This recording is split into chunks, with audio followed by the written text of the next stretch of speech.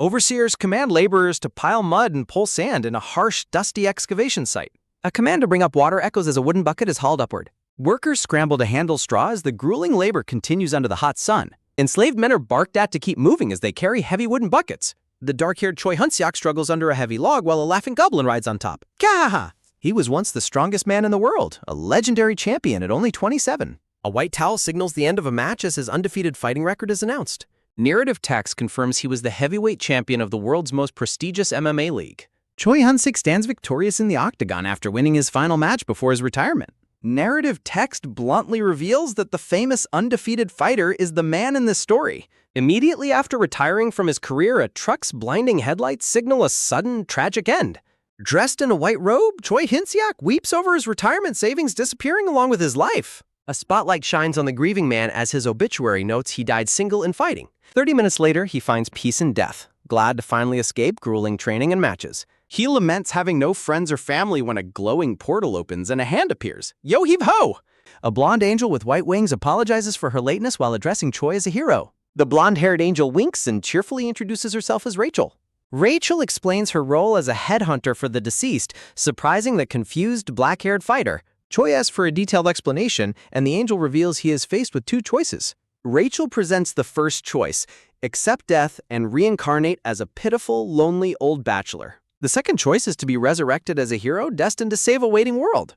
Overwhelmed by the sudden offer, the black-haired man asks for time to think things through. Rachel promises wealth, honor, and beautiful women if he accepts the special privileges of becoming a hero. Choi privately wishes to stay dead and reincarnate rather than returning to a life of fighting. Sensing his hesitation, Rachel demands his attention so she can explain the situation more properly. Wearing a mustache and using puppets, Rachel describes how village chiefs will serve him easy quests. She acts out a scenario where a village chief offers his beautiful daughter to the hero. Rachel worries to herself that she might lose her headhunting bonus if he doesn't react. Rachel pretends to leave, telling him to enjoy his next life as an old bachelor. She adds a sinister warning that he might not even reincarnate as a human next time. A wave of terror washes over the black-haired man as he realizes the stakes of his choice. Scrambling to change his mind, the man desperately grabs Rachel's leg to accept her offer. Rachel feigns deafness, forcing the panicked man to shout his commitment to becoming a hero. A wicked, satisfied smile spreads across the blonde-haired angel's face as her plan succeeds. Rachel raises her hand to cast a spell, preparing to send him to the other world. The black-haired man is startled as a magical circle forms beneath him for immediate transport. Rachel ignores his pleas for preparation time and gleefully sends him off to the wonderful new world. Narrative text announces that the new world is waiting for its hero as the portal closes. Rachel waves a cheery goodbye as the light from the transport spell fades away. The angel wonders why he hesitated before receiving a sudden call on her magical device. Ding! Rachel walks away, confirming hero number 137,421 has transmigrated. Choi Hunseok awakens in a dark room, hearing a voice calling out to him. Instead of a friendly greeting, a violent punch to the stomach forces the man to wake up. Irk! Enraged by the attack, the black-haired man leaps up and demands to know who hit him. He finds himself facing a massive red-furred minotaur who demands to know why he is still sleeping. The man identifies himself as a hero, leaving the large, horned monster confused and unimpressed. The red-skinned beast mocks the intelligence of modern heroes while the black-haired man stares in awe. Choi realizes he is in a slave dormitory and assumes the horned creature is a tutorial quest. Deciding to take action, the man prepares to strike as the Minotaur questions his words. Choi delivers a powerful kick to the Minotaur's head, confident he has landed a decisive blow. The red-furred Minotaur Reedrun mocks the black-haired Choi Hunseok for claiming to be a hero. Reedrun wonders where these crazy heroes keep appearing while brutally pinning Choi Hunseok down. Dragged toward a cell, the black-haired man grunts in pain as his feet scrape the floor. The massive Minotaur Reedrun tells the man to regain his senses during some needed sleep. Choi Hunseok looks shocked as the Minotaur sarcastically addresses him as a self-proclaimed hero. A stark sign indicates that the former world champion is now inside an underground prison. Behind a heavy wooden door, the black-haired man screams for another round with the Minotaur. The heavy prison door suddenly creaks open, revealing a glimpse of the dimly lit hallway. A green goblin guard enters, and Choi Hunseok recoils at the sight of a real sword. The guard Jark threatens to cook Choi into soup, forcing the man to promise silence. The goblin guard leaves after a final warning, while Choi Hunseok offers a frantic salute. Choi Hunseok collapses in despair, questioning where his supposed adventure in another world went wrong. Weeping over his terrible luck, the black-haired man fears he will die as a bachelor.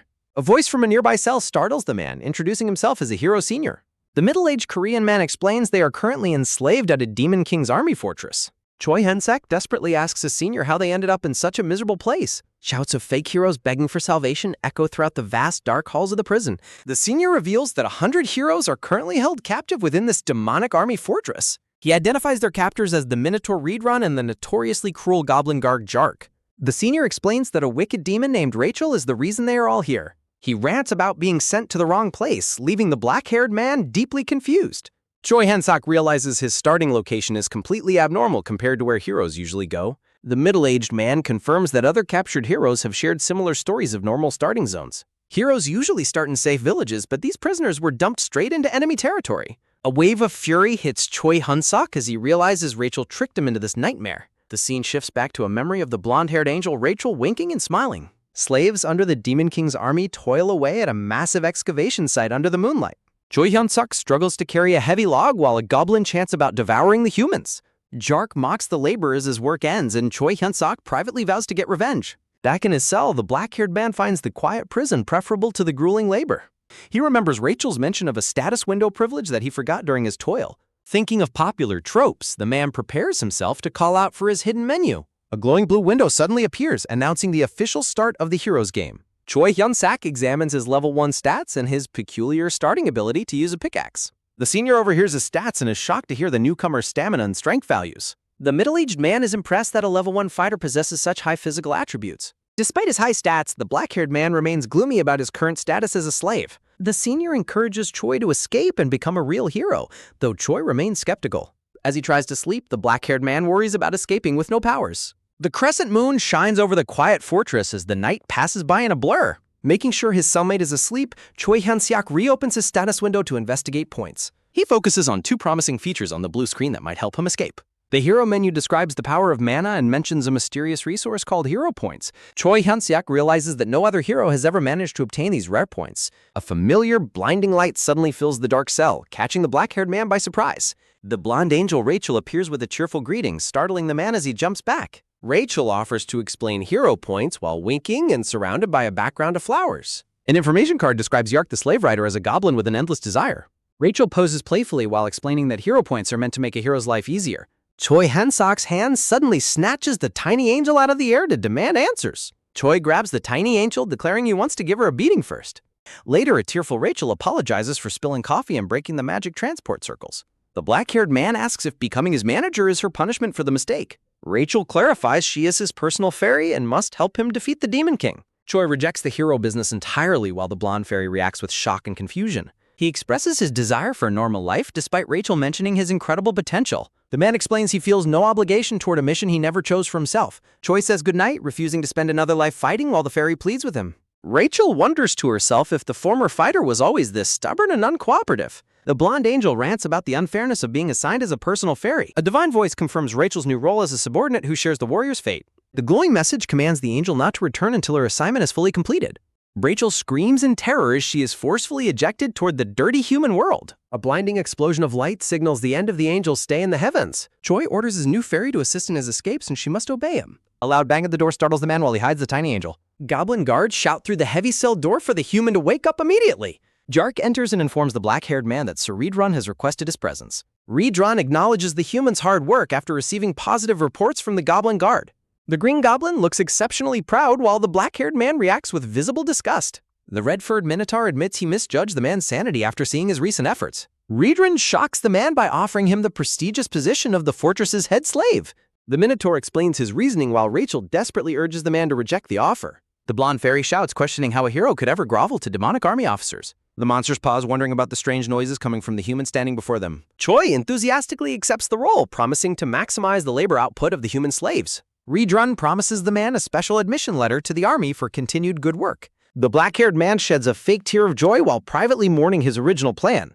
Days later, the slaves toil at the fortress while singing songs praising the Demon King. Choi heckles the laborers for being slow while casually enjoying a fresh red apple. A system notification rewards the man's leadership by increasing his hidden charisma ability score. Choi revels in his status as head slave while other prisoners gossip about his past. Rachel is horrified by his behavior, but Choi tells her to trust his secret process. A system window announces that the Minotaur's favorability is nearly at the target goal. Facing the stone tower, the black-haired man offers a sharp and respectful military salute. The tiny angel continues to scream at him for abandoning his dignity as a hero. Choi defends his actions by claiming he is strictly following the hero system's specific instructions. Rachel questions the validity of a quest that requires gaining favor with the demon army. Choi displays his status window, though Rachel finds the system's casual tone highly suspicious. The man suggests that an SSS-level hero system might simply operate with different rules. The blonde fairy remains flabbergasted by how easily the man accepted his new life. Choi squeezes the tiny angel while insisting that she is the one who is crazy. A blue quest window confirms that gaining the Minotaur's favor will reward 100 points. The black-haired man stares at the screen, processing the oddities of his current objective. Rachel watches in disbelief as Choi orders the slaves to sing the demon's army song. The blonde angel wonders why the higher-ups would specifically alter a quest for this man. Jark calls out to his human mount while the man stands ready for his orders. The Green Goblin Guard instructs Choi to follow him back to the Minotaur's private office. The scene shifts to the closed wooden door of Riedrun's office within the fortress. Riedrun notes that the human slaves have become significantly more productive under Choi's supervision. Choi Hun-sek continues to praise the Minotaur's wisdom while the blonde fairy reacts with deep frustration.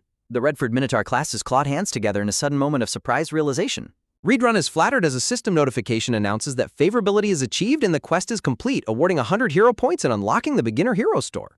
Rachel is stunned that the man's cheap flattery worked, while Choi Hun-seok points out its effectiveness. The black-haired man notes that the quest is done, signaling time for the next plan. Choi Hun-sek salutes Sir Riedrun and asks for permission to begin training the fortress's human slaves. The Redford Minotaur looks confused, questioning the man's sudden desire to train the human prisoners. Choi Hun-sek smiles slyly and tells the Minotaur to imagine the results of such training. He vividly describes a future where elite slaves work with unified efficiency to finish the fortress. Riedrun eventually allows the request after being swayed by thoughts of praise from his commander, while Choi offers cute and cheerful thanks. A sequence of sharp white vertical lines marks a dramatic transition in the passage of time. The scene shifts to the dark interior of the fortress prison as the hours slowly pass. Rachel weeps in despair, lamenting that her hero has gone mad by groveling and training slaves. The black-haired man looks back with an annoyed expression, telling the tiny angel she's too loud. Choi Hun-sek tells the fairy he has a plan, while she wonders if he's tricking her again. Rachel reacts with shock as the black-haired man reveals his plan to use the slaves for rebellion. He explains the strategy of 3,000 slaves against 500 soldiers with a human alliance nearby. Choi explains they can seek support from the human alliance during the chaos, leaving the fairy touched. The black-haired man focuses on his next task, which is to finally check his quest rewards.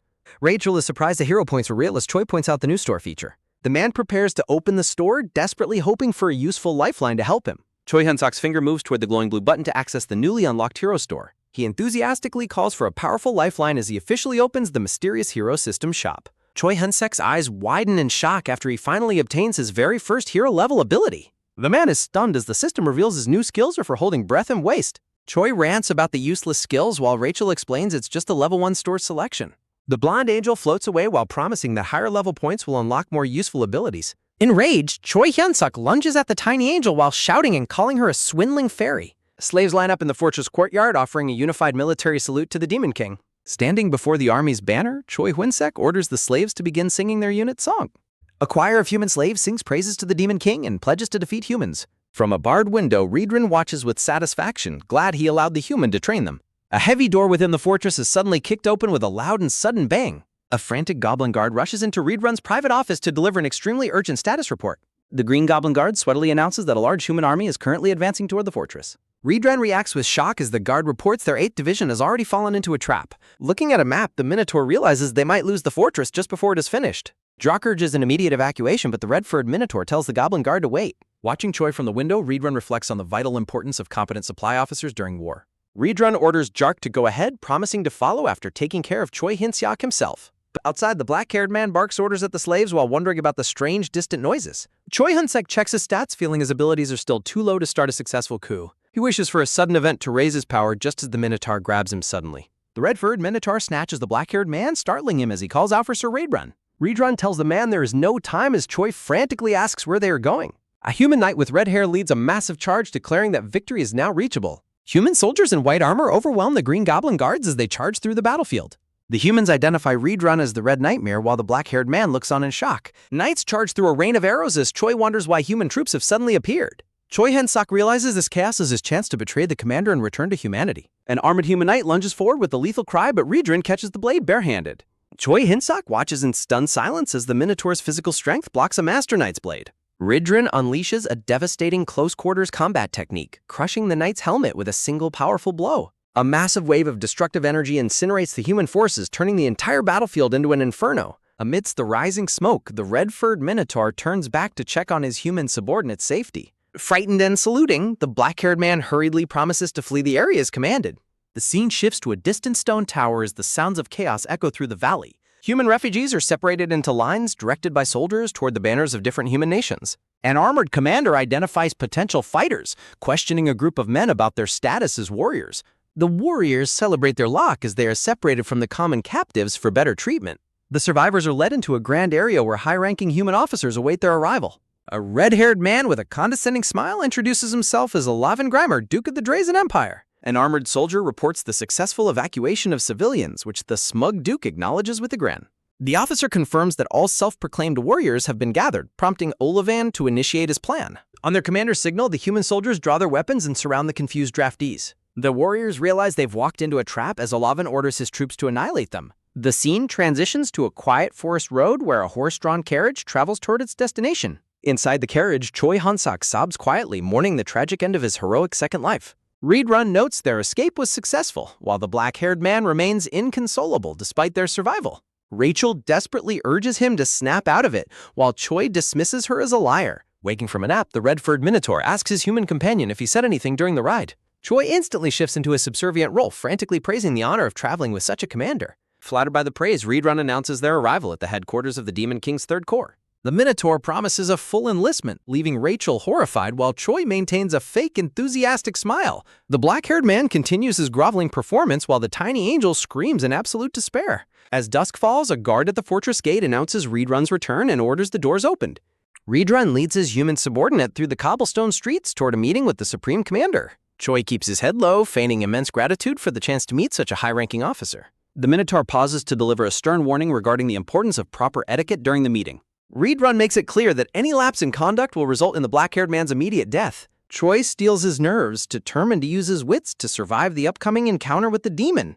Reaching the inner sanctum, Reed Run knocks on the grand doors and announces himself to Commander Hemis. A calm voice grants them entry, and the ornate doors swing open to reveal a luxurious room. The black-haired man is taken aback, realizing the commander of the demon army is actually a woman. A sharp click echoes through the room as a high-heeled boot pivots toward the newcomers. A blindfolded woman with long dark hair, Hemis, lounges on an ornate throne and greets them. The Third Corps Commander Hemis welcomes Reed Run back to the headquarters with a chillingly graceful air. Hemis smiles as she welcomes Reed Run back, her face partially obscured by a decorative blindfold.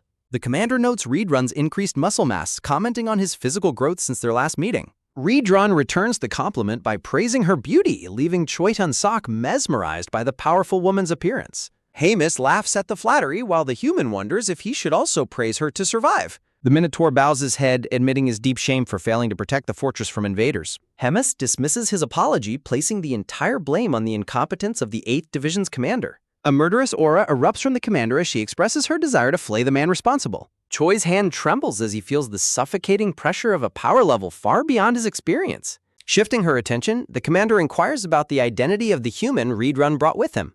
Reed Run introduces Choi as his special subordinate and explains his plan to officially enlist him into the army. Hemis finds the human cute and wonders about his talent, prompting Choi to promise his absolute best. The commander notes Choi's frail body, and Reed Run agrees that others in the army would likely devour him. Reed Run asks to personally train the man, but the commander sharply rejects the request with a command. Commander Hemis touches her chin, stating that one cannot waste time for a human. A violent surge of purple and white energy erupts across the Grand Demon Chamber. A terrifying creature with a massive toothy maw and a long tongue lunges forward. A massive black claw descends toward the terrified black-haired man, making him scream. Hemis officially assigns Choi Hansak as the personal caretaker for a monstrous pet, Bobo. The commander calls Bobo cute, while the human questions if it is even a dog.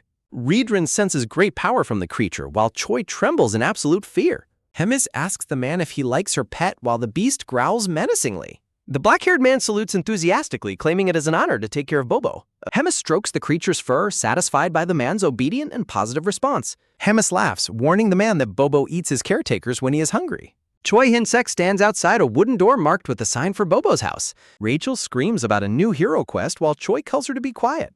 A system window appears, offering 200 hero points for earning Bobo's affection. The man laments having to earn affection from a monster to be a hero. A green goblin guard knocks on the door, shouting for the human to come. Choi introduces himself while secretly worrying that he is being treated like a snack. The goblin bluntly informs the man that all the previous seniors are now dead.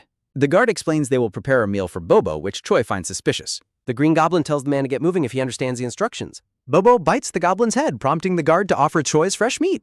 Choi Hyunsiak argues with the goblin, shouting at him to shut up and let go. The goblin screams that someone must die as a shadowy figure approaches from behind. The black-haired man grabs the goblin and offers him to the monster as a snack. Bobo happily chews on something, surrounded by pink hearts and a satisfied expression. The blonde angel asks if the monster likes it, and Choi confirms the success. A transition occurs with white light streaks cutting through a dark, oppressive background.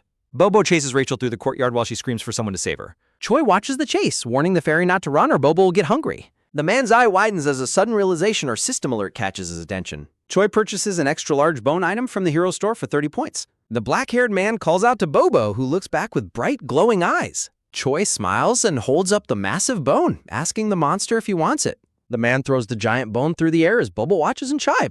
Bobo jumps into the air and catches the bone firmly between his sharp teeth. Rachel pants from exhaustion, wishing Choi had found the item much earlier in the chase. Choi brags about his genius brain until the monster lets out a terrifying brawl. Bobo drops the bone and glares with red eyes, looking angrier than before. Choi and Rachel realize the bone was insufficient and fear Bobo wants fresh meat. The man desperately searches for a magic word to calm a dog and shouts, "Walk."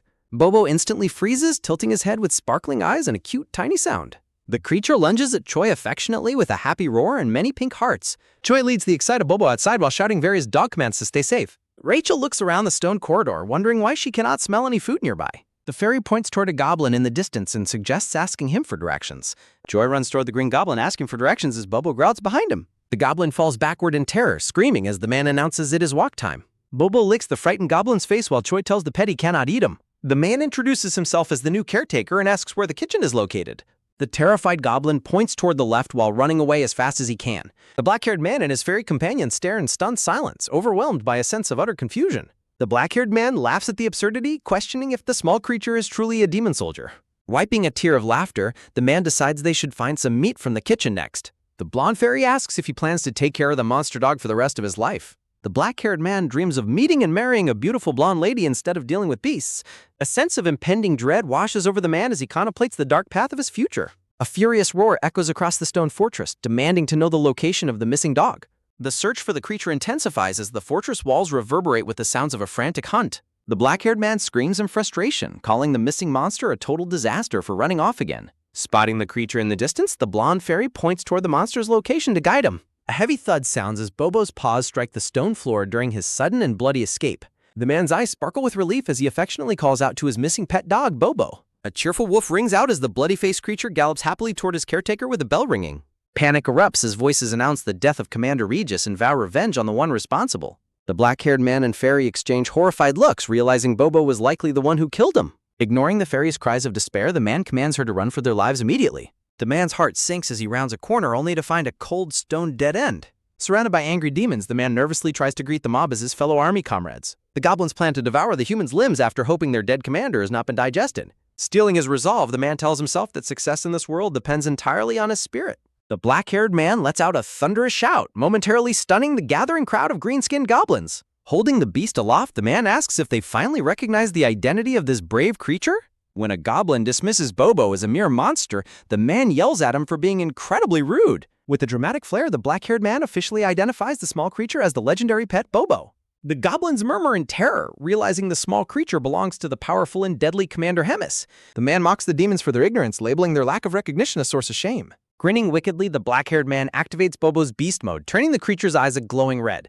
A terrifying roar sounds as Bobo lunges forward on his caretaker's command to bite the goblin enemy. Blood spatters the floor as the man notes that a dog without a muzzle is quite messy. Standing over a skeleton, the man asks if any other demons dare to doubt Bobo's fearsome status. A chime rings as the system window confirms he has successfully subdued the demons with high charisma. A calm voice wonders about the noise outside, catching the man's attention as he stands guard defiantly. Emerging from the shadows, Commander Hemis comments on the interesting antics of her cute and clever subordinate.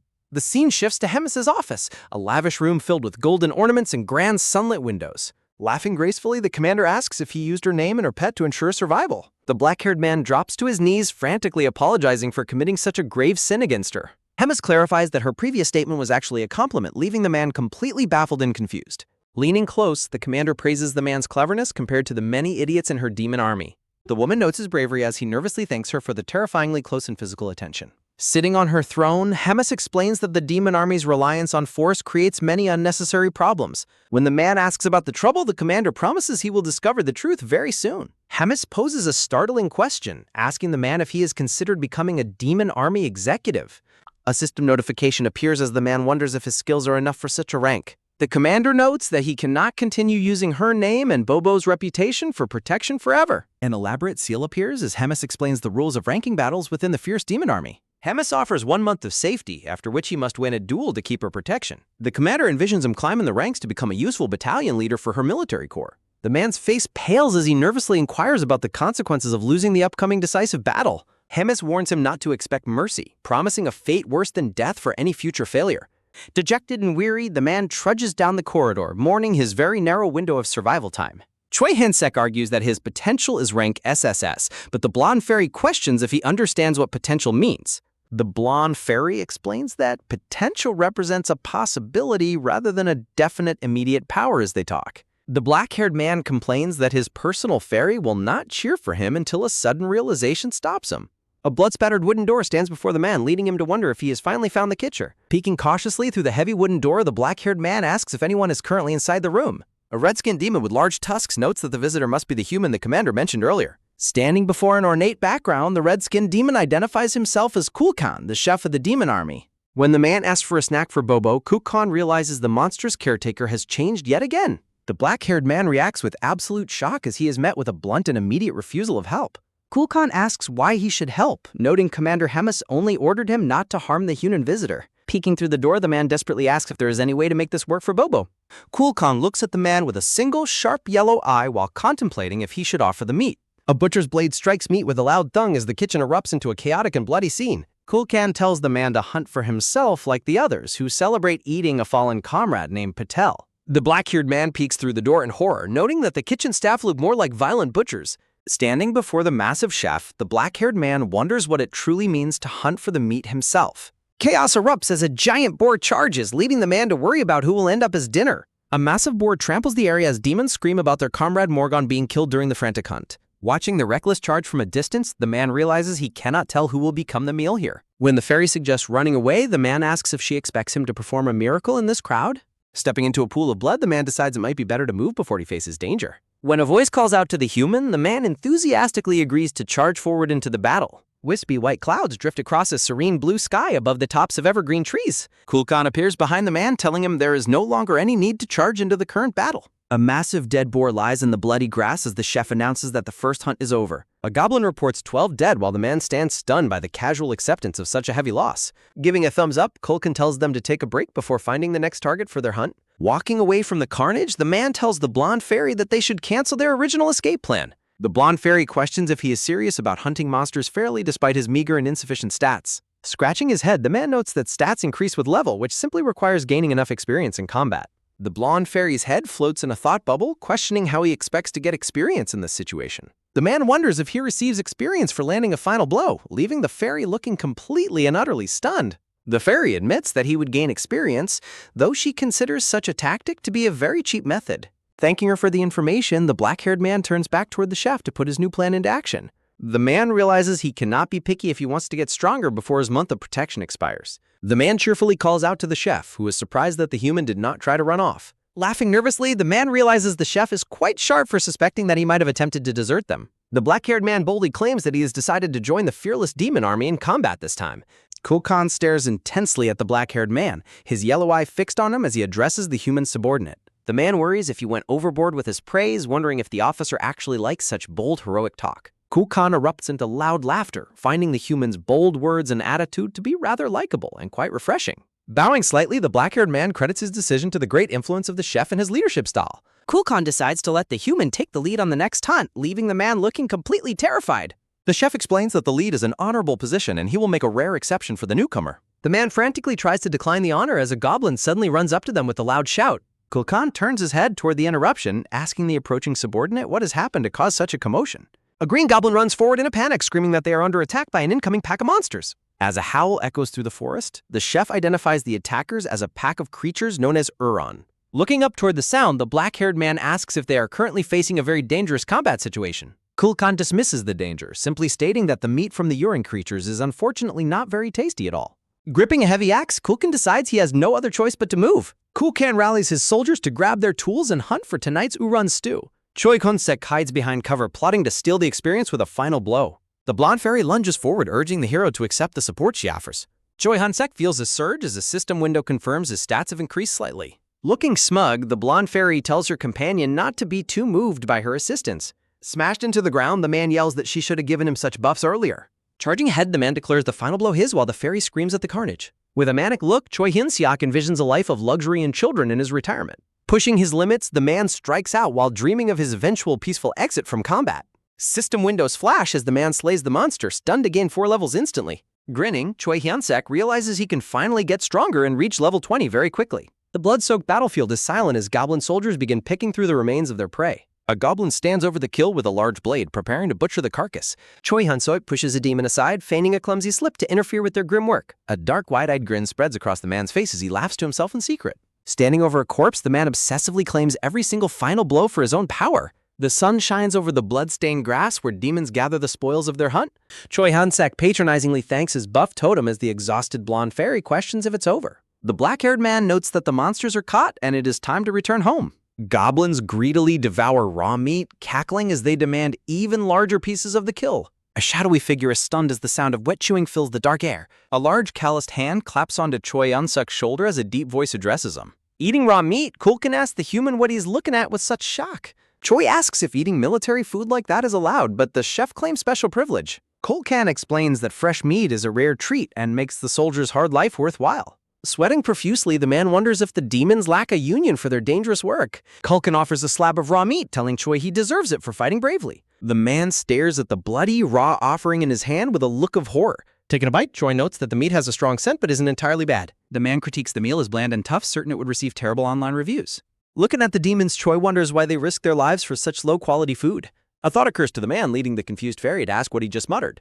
Grinning wickedly, Choi Hyun-sek vows to win them over and become the god of all chefs. The man shouts to open the hero's shop, leaving the blonde fairy screaming in total confusion. A thought bubble notes he only has 70 points left after buying a toy for Bobo. Reaching into the system window, Choi prepares to spend every remaining point on a new skill. With a wild expression, the man chooses a specific item to complete his culinary master plan.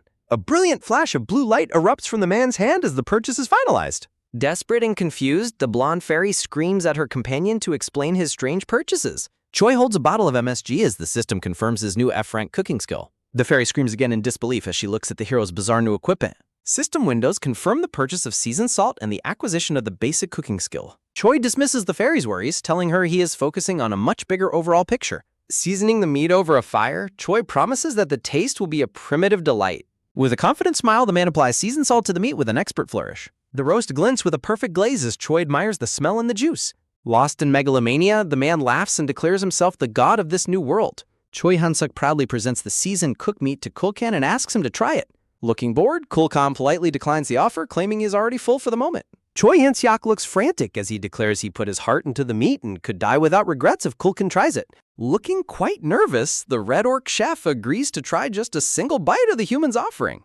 Kulkan swallows the morsel and is suddenly struck by the intensity of the flavor. A flashback shows baby Kulkan in pajamas, noting he was very introverted as a child. As a young man, the introverted Kulkan prepares to go and meet his chief first. A tearful adult Kulkan remembers his mother telling him that he is finally an adult. Choi thanks the moved chef, who tells him the freshness lasts 2 days and offers more meat whenever needed. Holding his supplies, the black-haired man walks toward the entrance of Bobo's small house. Entering the room, Choi Hyun-sek calls out to Bobo with a wide and friendly smile. The black monster dog lunges at him with a wide mouth, surprising the human hero. Bobo bites down on the meat as Choi tries to manage the creature's excited energy. With large red eyes, Bobo pauses while still holding the meat in his massive jaws. Choi tells his baby to eat while the fairy jokes that he is basically a dog master now. Bobo chews the meat while Choi promises to bring more for the creature tomorrow. System windows confirm that Bobo's affinity increased, completing the quest and awarding 200 hero points. Choi laughs manically, celebrating the successful completion of his plan to gain more power. The fairy asks about the quest, while Choi decides to save his points as an emergency fund. Choi's status window shows he is level 23 with 22 unused bonus points available. The blonde fairy scolds Choi for wasting points, but he argues he needed more information before using them. After a tutorial joke, the blonde fairy excitedly declares they can still fix the situation. A display shows Instructor Rachel's guide on using bonus points for strength, stamina, agility, and mana. Rachel explains that strength, stamina, and agility improve physical traits, while mana is used for magic. Choi asks about charisma, which Rachel explains is a hidden stat raised only through right training. Rachel suggests leveling stats equally, but Choi argues that simply increasing strength is usually better. Rachel explains that mana-enhanced bodies are ultimately stronger than those built on pure muscle alone.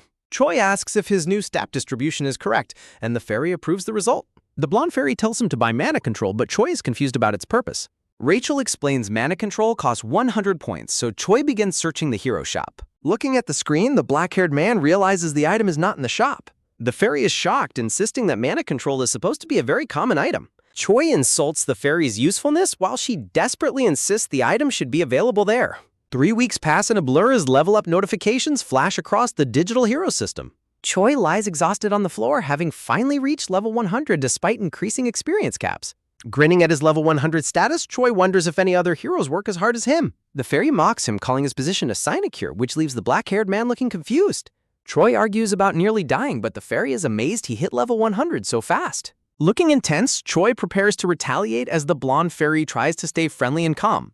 The scene shifts as a stone door opens into the area with a dark interior. A green goblin enters, calling out to Choi Hyun-sok while using the title of trainer. The messenger reports that the commander has requested to see the human hero right away. Inside a grand office, a purple-skinned woman named Hemis welcomes Choi, noting his improved appearance.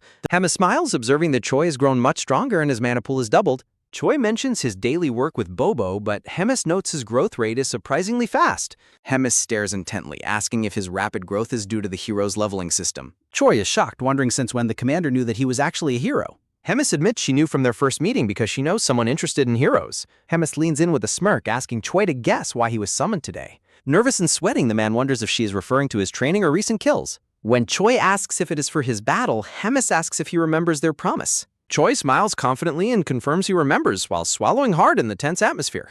Hemis smirks, noting the hero's realization of her secret knowledge about his identity. A monstrous creature roars as Hemis reveals she has known about his hero status. Hemis questions if the man thought his rapid leveling could go unnoticed by her. A menacing message warns the black-haired man to work harder to avoid a fatal end. Clapping a clawed hand on his shoulder, Hemis claims his growth is for her amusement.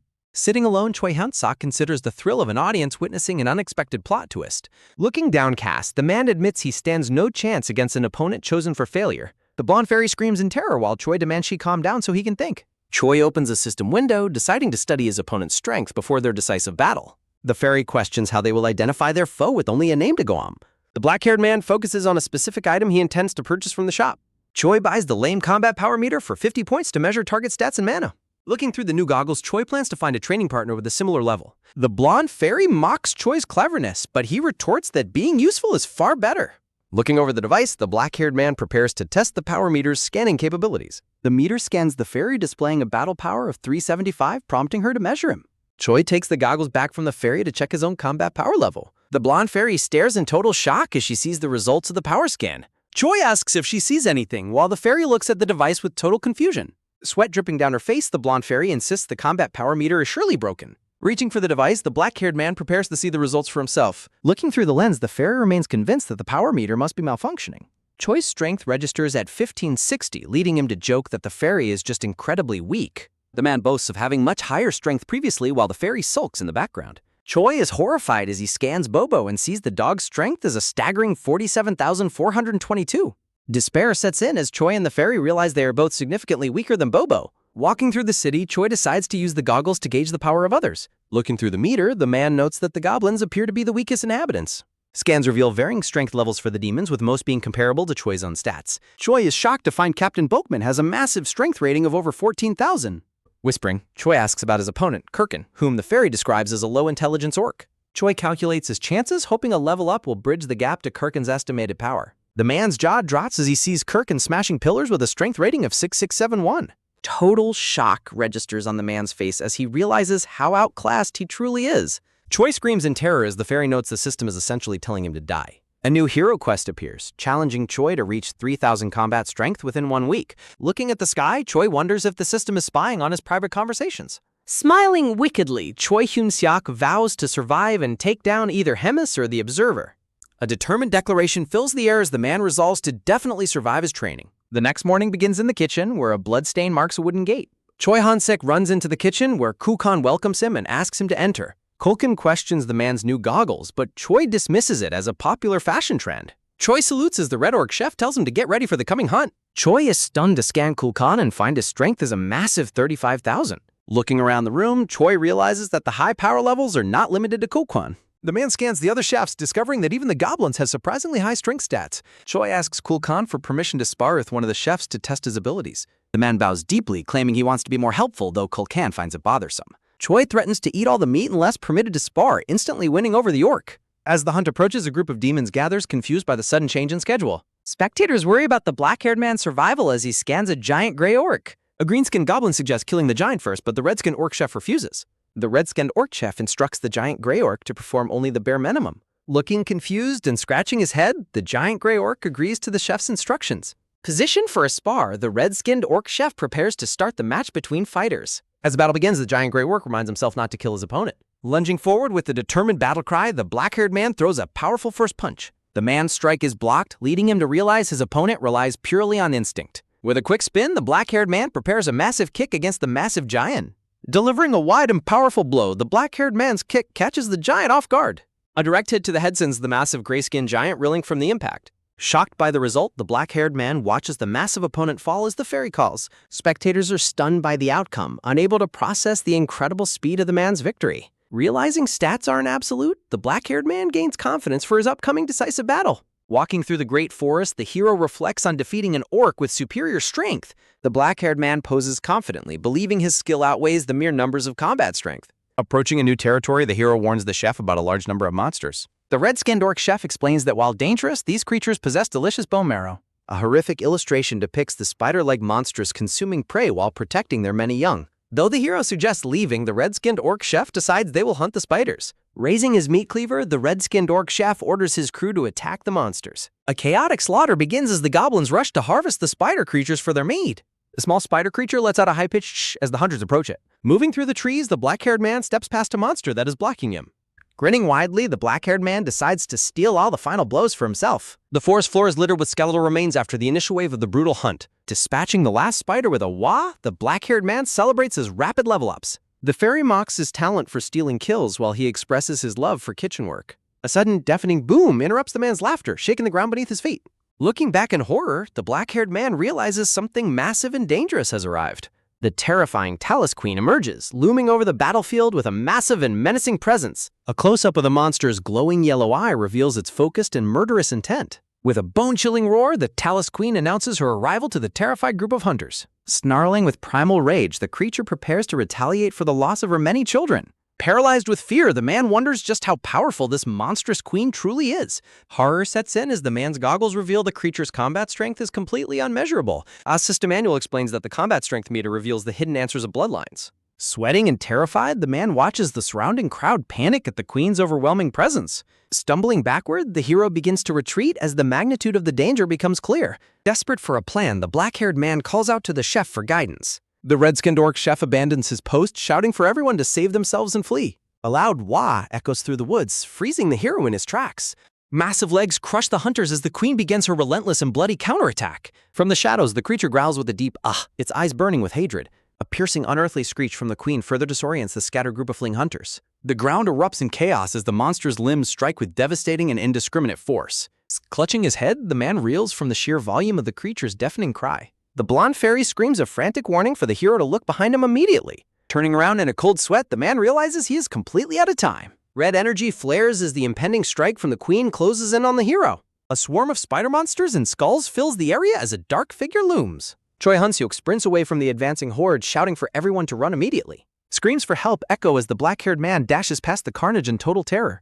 Gritting his teeth, Choi realizes that pausing for even a second will mean his death. The man resolves to survive alone while desperate cries for help fill the chaotic air. Choi reaches a dark, jagged opening in the rock face and stops to catch his breath. Choi questions the cave's safety, but Rahel confirms she already investigated the empty interior earlier. Swallowing hard, the black-haired man decides the cave is safer than remaining in the forest.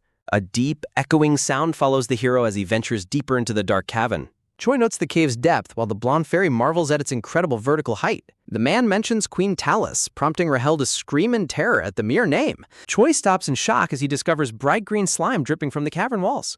Touching the substance, Choi listens as Rahel panics about the chef's incorrect information regarding monsters. Massive webs and white eggs litter the path ahead, signaling a deep and dangerous nest. Looking around in disbelief, the black-haired man wonders if he walked into a monster's home. Chilling sounds echo through the webs as a mysterious light catches the hero's eye. Choi pauses, realizing his current plan is failing and he needs a new strategy immediately. Glowing green eyes peer out from the oppressive darkness, watching the intruders with silent malice. A sudden, powerful movement shakes the cavern as a terrifying presence manifests in the shadows. Choi urgently declares they must leave right now as a new threat reveals itself. Rael screams a warning about an adult monster, which Choi dismisses with a grim realization. Running through the tunnels, the hero ignores the blonde fairy's questions about their escape direction. Choi lets out a surprised shout as he suddenly slips on a patch of slime. The hero tumbles into a pile of eggs, cursing the terrible timing of his accident. Grabbing a large white egg, the man decides to use anything nearby as a weapon. Choi swings the egg wildly at the massive creature closing in through the dark tunnel. A bone-chilling screech fills the cave as the pale humanoid monster prepares to strike them. The monster growls as it suddenly stops its attack to hug the egg protectively. Choi notes the creature's distraction and realizes his accidental throw has granted him an opening. Choi questions the sudden change while Rahel notes the creature's strange affection for the egg. Looking at the round object, the black-haired man identifies it as a Tala spider egg. A wicked grin spreads across Choi's face as he realizes he holds a powerful advantage. Taunting the monster, Choi holds up another egg and commands the creature to stand down. The creature trembles as the man celebrates the success of his new psychological tactic. Preparing to throw another egg, Choi Hyun-sik confidently announces his readiness for the next round. Rahel asks about his next move as the monster skillfully catches another thrown egg. Choi smirks, noting there is no other choice but to continue his barrage of eggs. The man boasts of his massive supply of ammunition, laughing as more eggs are ready. Rahel mocks the exhausted creature as it struggles to hold its eggs while trembling uncontrollably. Choi asks for more ammunition, only for the blonde fairy to reveal he's used everything. Pure shock registers on the hero's face as he realizes his pile of eggs is gone. The monster lets out a screech as Rahel screams for Choi to cast a buff. A massive explosion of sound echoes through the cave as the final confrontation begins. The pale-fanged monster lunges forward with glowing eyes, its fingers clawing at the air. Choi focuses his power, believing he can win against the creature he has already weakened. The man prepares a finishing move while the creature lets out a final, desperate kyak. Light and motion blur together as the hero's ultimate attack reaches the point of impact. Choi unleashes his Nirvana shot, creating a massive explosion that consumes the target in light. The impact sends the monster reeling as the force of the hero's strike hits home. Multiple level-up windows appear as Choi pants, wondering if he has truly secured his victory. Rahel asks the hero if he is okay as he hunches over in a state of exhaustion.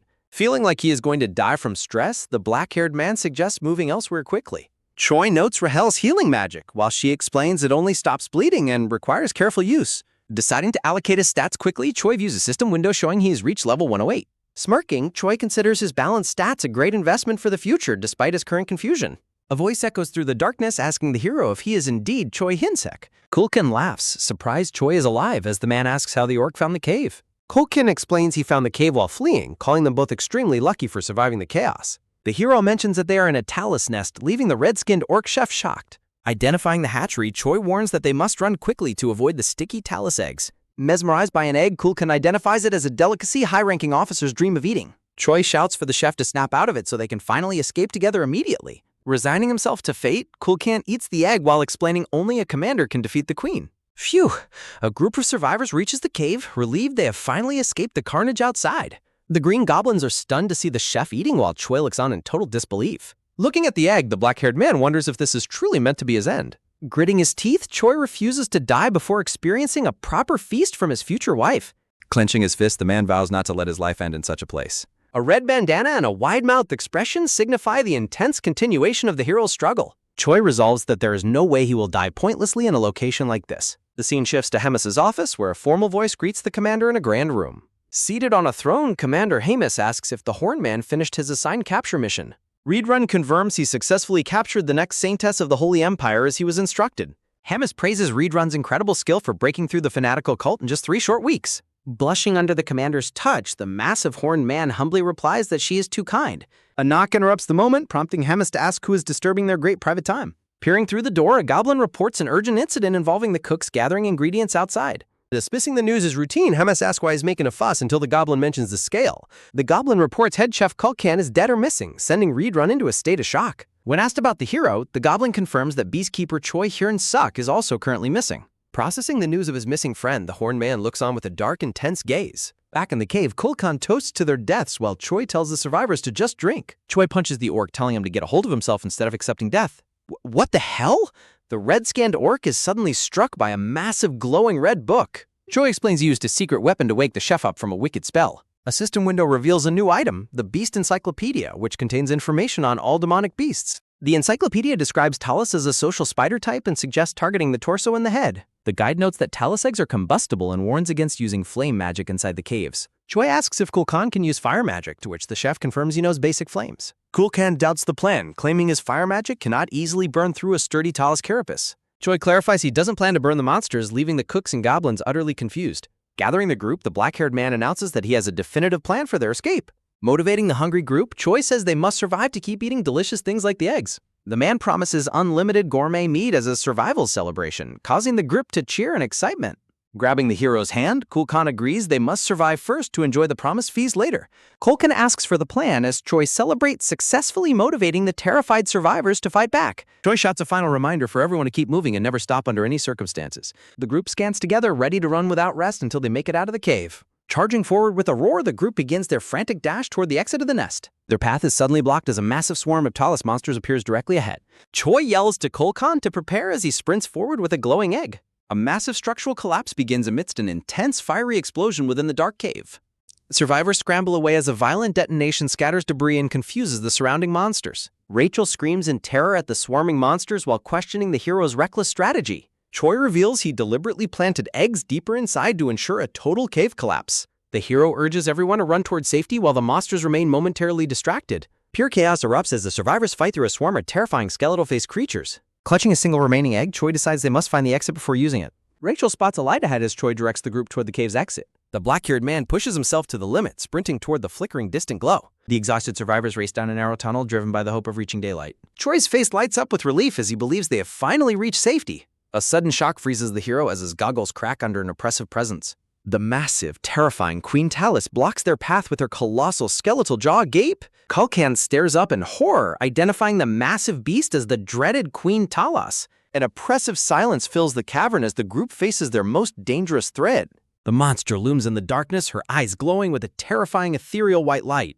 Kulkan despairs over their survival, but the hero remains determined to find a way. Choi observes the queen closely, wondering why she has not yet initiated an attack. The hero lets out a defiant roar, brandishing the final egg to get the monster's attention. Choi commands Kulkan to provide illumination so he can execute his high-stakes gamble. The hero threatens to detonate the last egg, warning the queen of her children's demise. Choi gives the monster a final ultimatum to move aside or face mutual destruction. The queen monster snarls with rage, her fangs bared at the human's bold threat. The hero screams for the beast to flee as he prepares his final desperate move. Boom! A powerful strike creates a massive shockwave as the confrontation reaches its peak. A deafening screech erupts from the queen as the cave begins to crumble around her. Rachel panics, frantically asking the hero for a new plan as the situation worsens. A moment of grim realization passes as the hero struggles against the overwhelming odds. Choi admits his uncertainty as the entire environment begins to dissolve into total mayhem. A blinding explosion of red energy consumes the area as a cave ceiling collapses. Huge cracks spider web across the cavern walls as intense heat and pressure build up. Goblins cry out in fear as the ground shakes violently from the massive structural failure. Choi looks upward in sheer terror as enormous boulders begin falling from the ceiling. The hero yells for a final retreat as a giant monster lunges through the wreckage. A system window startles the hero, announcing an unexpected level up amidst the destruction. Rachel pulls Choi's hair, screaming at him to stop standing still and escape immediately. Gig! A monster lets out a pained cry as it is crushed by falling rock. Another system notification appears as the hero continues to gain levels from the carnage. A massive vertical cascade of system notifications fills the vision of the retreating black-haired man. Columns of level up text repeat endlessly, signifying an unprecedented gain in the hero's power. A wicked, triumphant grin spreads across Choi's face as he realizes his massive experience gain. A chibi illustration of Choi appears, reflecting on luck being the true trait of a protagonist. Notifications continue to pop up as the hero flees the site of the cave-in. System windows overlap frantically as Choi gains massive experience from the deaths of the swarm. The system's text glitches from the sheer volume of experience being processed all at once. A bold, stylized red sound effect emphasizes the chaotic and powerful energy filling the cavern. Choi stares in disbelief, realizing the massive cave-in has converted the entire swarm into experience. The hero contemplates if his intentional destruction of the cave earned him the massive rewards. Choi urgently asks Rachel for a buff so they can finally escape the collapsing mess. Sprinting through the cave, Choi realizes escape is nearly impossible with the queen blocking their path. The black-haired man focuses intently, deciding they must find a way to distract the monster briefly. Kulkan lifts a glowing Talus egg high, offering it to the Great Queen with a desperate shout.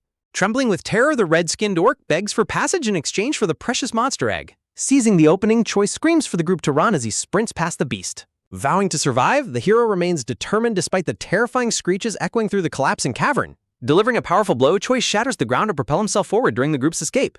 The Queen Talus lets out a pained roar as the survivors push toward the cave exit. Trapped by sticky green webbing, Choi notices his arm is tightly bound by the monster's thick trap. Gripping his head in panic, the black-haired man wonders if this cave is truly his end. A massive hand suddenly intervenes, catching a giant incoming tusk before it can strike the hero. Redrun appears, holding back the colossal tusk while asking if Choi is still unharmed after falling. Stunned by the sudden rescue, Choi looks up and recognizes the massive horned man as Redrun. Smiling with confidence, the skull-masked Redrun expresses his relief that his friend is still alive. The massive horned warrior prepares to intervene, declaring he will take over the battle from here. Redrun swings the giant tusk with incredible force, crushing a monster in a violent, bloody explosion. Screeching in agony, the Queen Talus is torn apart as the powerful strike shatters her body. Choi watches in total amazement as the massive red-haired man stands victoriously amidst the falling gore. Splattered with blood, the black-haired man mutters that his friend's display of power was absolutely awesome. Back at the castle, Choi reunites with Bobo, who happily licks him as he celebrates surviving. Rachel warns that they were lucky to return alive and deadlier challenge await them very soon. While being licked, Choi notes the finals aren't far while Rachel questions why they'll die soon. The blonde, fairy-like woman points out that the hero has grown significantly during his latest struggle. A status window reveals Choi reached level 200 after gaining 75 levels from the cave collapse. Rachel finds his progress lacking, noting the next opponent's battle power far exceeds Choi's current level. Thinking deeply, the hero questions if high battle power alone grants the true strength of an orc. Rachel clarifies that true strength requires magic, urging the black-haired man to master it for battle. Sighing in exhaustion, the hero notes that learning magic is much harder than the blonde woman suggests. Rachel reminds him of a past event, while Choi admits his previous magic was quite lame. Close up on the hero's eye as he remembers a sudden surge of power that felt magical.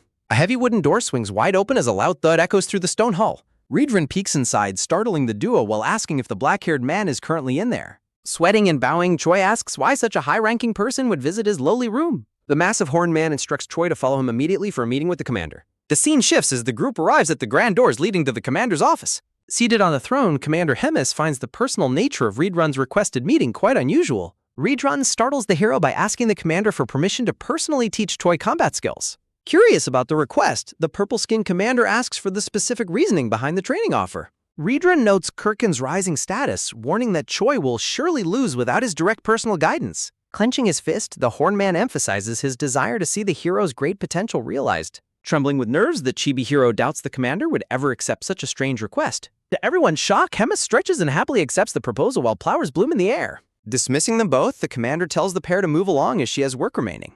Choi thanks her for her generosity while peeking through the door as they make their exit. A sharp stylized sound effect marks the finality of their departure from the commander's grand room. Left alone, Hemis reflects on how the heroes become twice as strong since their last meeting. Smiling wickedly, the commander admits his rapid growth is both entertaining and slightly irritating to watch. Looking down at her desk, she realizes her subordinate Kirkin might actually lose to the hero. Deciding to even the odds, the commander resolves to grant Kirkin a powerful new gift or blessing. A terrifying monster with rows of sharp fangs roars, signifying a dark power being unleashed. A chibi illustration features Redrun, described as a man who prefers letting his back speak. Hemis resolves to gift Kirkin power to even the odds as a monster roars nearby. A thick, oppressive mist settles over the landscape, obscuring the path ahead in a gray haze. Redrun leads the black-haired man into a secluded area, identifying it as his personal training ground. Choi marvels at the massive area, wondering if the commander adores Redrun enough to grant it. The massive red-haired man pauses in silence, looking back over his shoulder at the curious hero. Redrun notes the hero possesses massive mana reserves but lacks the ability to utilize any of it. Reflecting on the past struggle, the warrior observes that the human grew in strength far too quickly. Clenching his fist, the horned man realizes that 4 days is insufficient to teach the necessary basics. Suddenly launching a punch, Redrun declares pain essential for growth while ordering the hero to stay focused. Boom! A powerful impact sends the black-haired man reeling as the sudden training session turns violent. Stunned and bleeding, Choi frantically questions the man's sanity for attacking him under the guise of training. Charging forward, Redrun warns that the hero will perish unless he learns to block using his mana. Coke! The hero lets out a pained grunt as he desperately shields himself from another crushing blow. Swoosh! The two warriors move in a blur of motion, their high-speed exchange kicking up clouds of dust. Bracing for the next attack, Redrun lets out a curious hum, finding the human's reactions quite strange. The horned man observes that while the human's physical strength is average, his vision is highly experienced. Panting heavily, Choi stares back with fierce intensity, prompting Redrun to admire his truly exceptional spirit. Redrun realizes the human's previous successful kick was no fluke and decides to trust his combat senses. The red-haired warrior screams that the hero cannot hope to win his bet without mastering mana control. Launching a devastating overhead strike, Redrun shouts that dying here is better than a public defeat. Panic fills Choi's mind as he realizes the next hit could be fatal before he ever finds love. The massive horned warrior bellows the hero's name, putting his full strength into a final terrifying lunge. Riedran gives a final ultimatum to block or die as his massive fist closes the distance rapidly.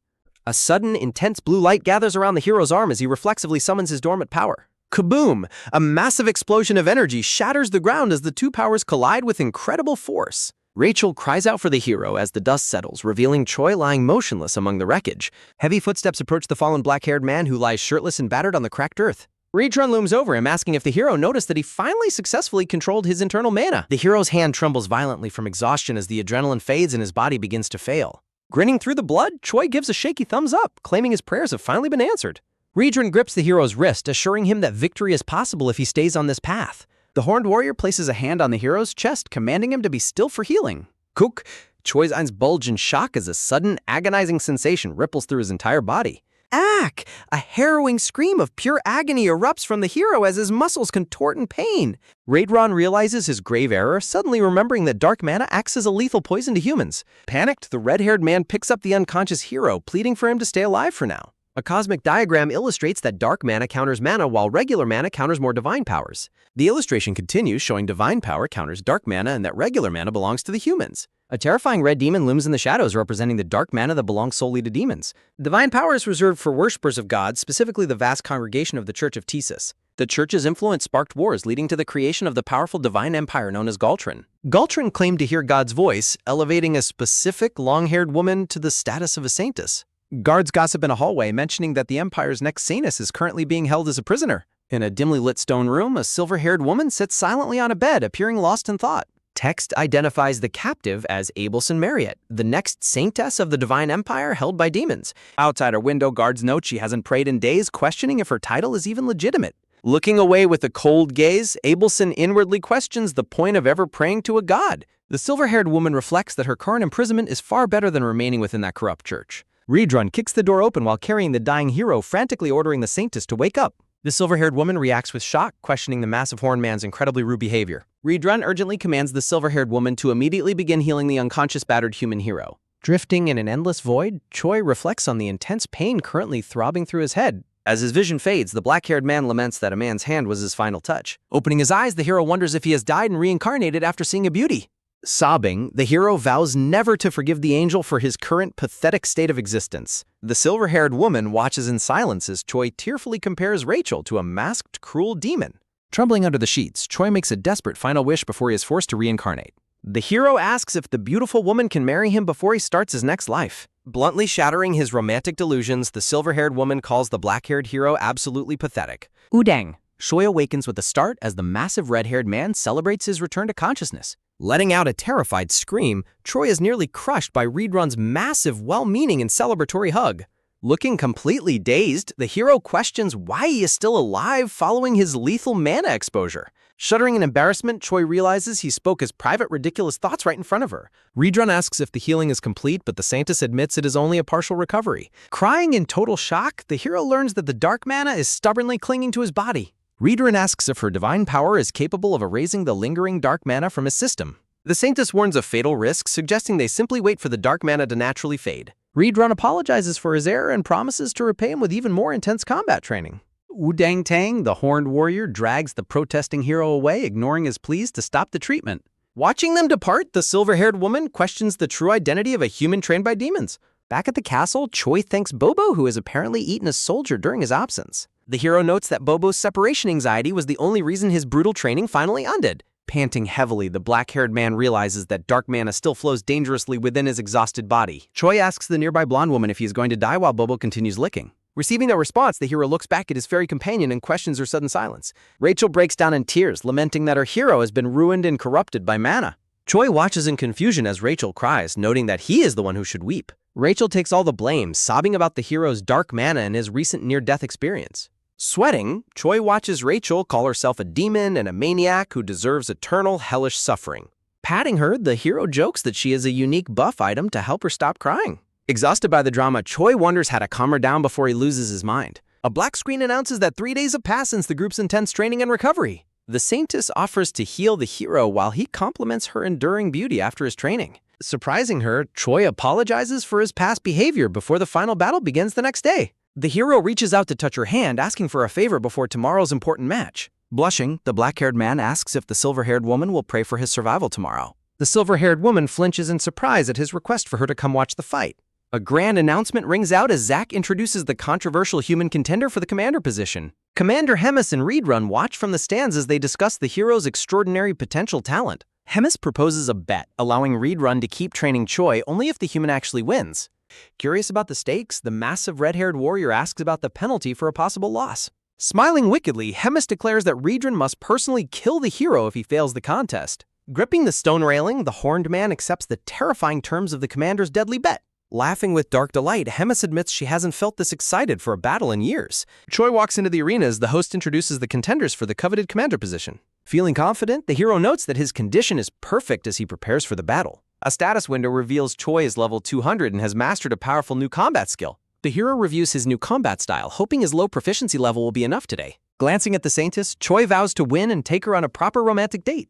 A grand announcement bellows out the name of Kirkin, who is tasked with punishing Choi Han-sak's arrogance. Rachel is visibly shocked while Choi notes that his opponent looks unsettlingly different than before. Reedrun looks on in shock as the purple-lipped commander watches the arena with a wicked intensity. Hemis declares with a cold and confident smile that there is no backing down now. Kirkin roars as his system notification displays his staggering and unnatural combat level of 10,573. Choi reels in shock while Rachel frantically suspects the lip monster did something to him. Bracing his fist, the hero resolves to face the battle that has already begun. The official call rings out to let the fight begin as Choi charges across the arena. The hero realizes that a single strike from the demon's massive spike club would be fatal. Boom! Choi dodges the crushing blow, noting the demon's motions are big and predictable. Seizing his opportunity, Choi lands a direct and powerful hit on the massive demon's side.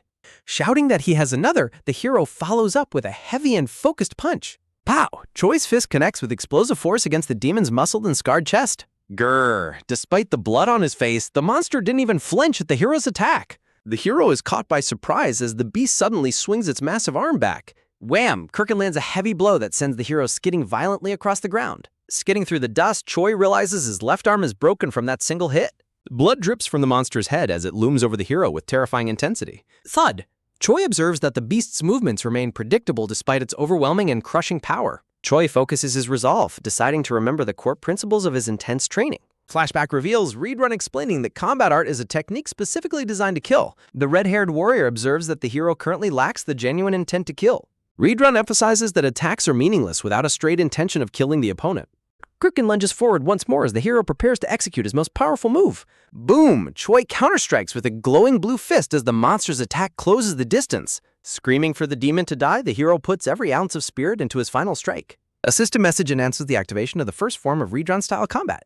A massive pillar of blue light erupts as the hero executes the instant obliteration skill. Coughing in the thick dust, the silver-haired woman watches and wonders who won. Squelch! The dust clears to reveal a massive, bloody hole torn straight through Kirkin's chest. A bloodstained fist is raised triumphantly as the announcer prepares to name the winner. Narrative text questions if the winner is truly the supposedly weak human Choi Han-sak. Choi stands amidst the debris, his body trembling as the energy of his skill fades. Gasping for breath, Choi thinks that using this lethal skill twice would surely kill him. Rachel cheers that he pierced his heart while Choi asks if he actually won. Squelch! The horrific wound in the demon's chest is shown again in grisly detail. A miracle is announced as Kirkin remains standing despite the fatal damage he sustained. Choi is horrified, wondering how the beast can still move with a pierced heart.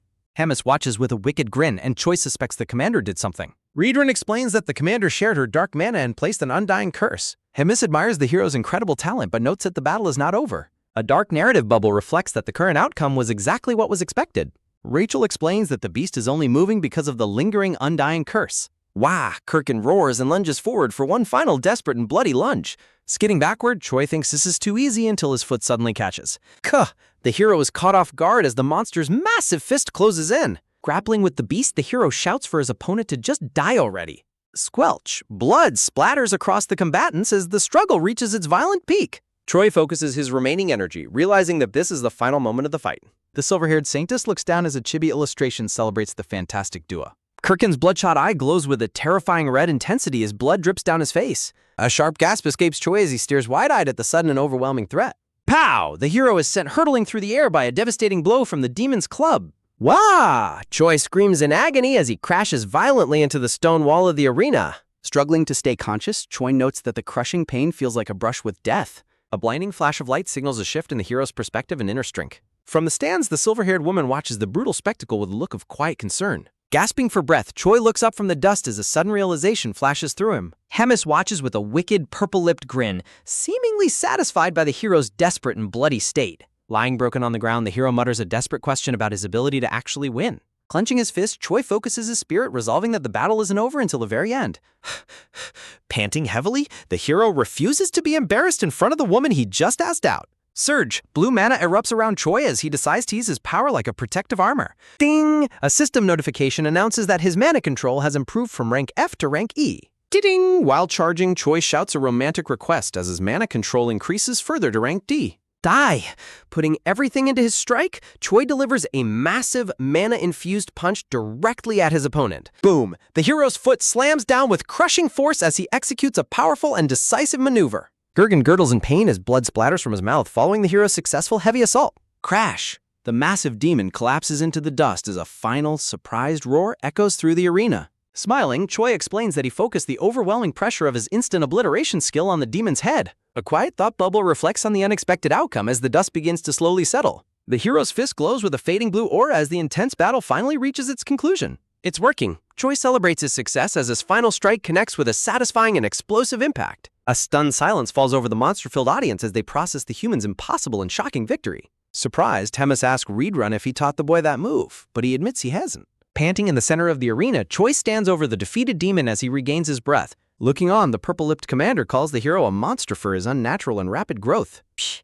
Hemis smirks, noting that Choi reminds her of a face she has hated for a long time. A dark screen captures her malicious laughter as she looks forward to the chaos yet to come. Ack! The black-haired hero bolts upright in bed, waking from a terrifying nightmare with a scream. Wow! Rachel calms him, explaining he is safe in his cabin while he asks about his EXP. Pot. Choi learns he won and was healed by the Sanctus, so he checks his status window. Stunned, the hero sees he has reached level 212, while Rachel notes she could have healed him. Rachel is completely shocked, declaring that she has never seen mana control improve so quickly before. Choi looks confused as Rachel explains that mana control is incredibly difficult to rank up. Reaching down, the hero notices a mysterious folded white paper resting on the edge of his bed. The scene shifts to the somber and silent interior of the location known as Abelson's prison. Looking out at the starry sky, the silver-haired saintess remains lost in her own deep and silent thoughts. Turning away from the window, the woman mutters to herself that a certain action was ultimately unnecessary. Flashback text reflects on Choi's incredible feat of discovering mana and learning combat arts in mere days. The saintess reflects on the hero's unknown potential, noting his personality is also quite weird and unique. Swish, grabbing her robe, she wonders if a god answered her prayer or if it's pure temple. The silver-haired woman acknowledges that Choi has successfully changed his fate by winning that pivotal arena battle. Flourish, her purple cloak flutters as she mentions she has finally found what she was searching for. Knock knock! A white-sleeved hand raps against the wooden door of a stone building in the fortress. A horned demon guard stands alert, asking what the saintess requires from him at this late hour. Turning slightly, the saintess asks for a favor, stating she wishes to go out for a walk. Thump thump, Choi blushes furiously as he reads a note from Abelson asking for a meeting after sunset. A concluding panel shows a chibi hero questioning the genre of his world as the story ends. Knock knock! A vibrant chibi witch greets the audience above a final image of the hand knocking. The silver-haired woman asks for a favor, expressing her desire to go for a walk. Choi nervously contemplates the implications of a date while deciding to return to his duties. Rachel scolds the hero for his distraction just as a sudden rustle puts him on alert. Choi is stunned to see the saintess arrive accompanied by two massive horned demon guards. The hero questions the presence of her companions, whom she identifies as necessary protective escorts. The woman clarifies she isn't a prisoner and encourages the hero to begin their evening stroll. Walking under the stars, Choi feels overwhelmed by the guard's presence as the saintess addresses him. Turning her gaze toward him, the silver-haired woman asks if he is truly the fabled hero. Surprised by her knowledge, Choi listens as she explains the significance of his black hair color. The woman invites his questions, prompting a blushing hero to nervously attempt a personal inquiry. Trembling with shyness, Choi asks for her honest opinion of him as a man. The saintess is momentarily left speechless by the hero's bold and unexpected romantic question. A sudden burst of red energy interrupts the quiet moment between the two companions. Raijon charges in, shattering the atmosphere as Choi laments the poorly timed arrival of the demon. The red-haired demon delivers a summons from the commander, forcing Choi to cut the walk short. Left behind in the garden, the silver-haired woman reflects on whether the hero is truly trustworthy. Hemis welcomes the hero back, praising his resilience after his impressive performance in the arena. The purple-lipped commander reminds Choi of her earlier offer to provide him with special protection. Choi recalls her suggestion of a high-ranking position standing before her in the ornate hall. Hemis confesses she didn't expect him to survive, but his recent victory has changed her perspective. With a wicked grin, the commander announces her decision to assign him a brand new task. Raydron confirms his belief in the hero's potential to the commander as she considers Choi's future. A system prompt appears as the commander prepares to reveal his unconventional new mission. Hemis decides that Choi's unique talents are better suited for a role beyond simple squad leadership. Narrative text explains that the Demon Army's cooking unit has fallen into a state of total disaster. After hearing about the meat shortage, Choi asks why such logistical problems are being shared with him. The hero is shocked when Hemis officially appoints him as the new leader of the kitchen. Hemis grants him authority to select staff, demanding the unit be fully operational within 2 days. Under immense pressure, a sweating Choi reluctantly agrees to give the difficult assignment his best effort. Rachel is outraged by the hero's new demonic affiliation while Choi tries to find the positive. Still processing the absurdity of his situation, Choi dons his goggles to begin his first shift. The hero resolves to take his new responsibility seriously as he enters the chaotic kitchen area. Choi confronts a shadowed figure demanding to know what is happening in his new workspace. A scrawny demon mocks him, dismissively referring to the hero as a mere slave in the kitchen. Offended by the lack of respect, Choi approaches the smaller demon with a look of intense irritation. Pow! The hero delivers a swift strike, ordering the demon to address him as the unit commander. Choi commands the entire group to assemble immediately, exerting his new authority over the unruly demons. Using his goggles, Choi evaluates the combat power of the gathered demons, noting their lackluster statistics. The hero is dismayed to find that the unit is severely understaffed compared to its required numbers. Fearing the commander's wrath, Choi asks the group if they even know their new leader's name. A green-skinned demon mocks Choi's human nature, suggesting he looks more like a snack than a boss. Crash! Choi kicks the insubordinate demon through a wall, silencing the rest of the shocked crew. Looming over the survivors, the hero reasserts his dominance and demands total obedience from the unit. Choi presents the official appointment letter signed by Hemis and asks why the staff is so small.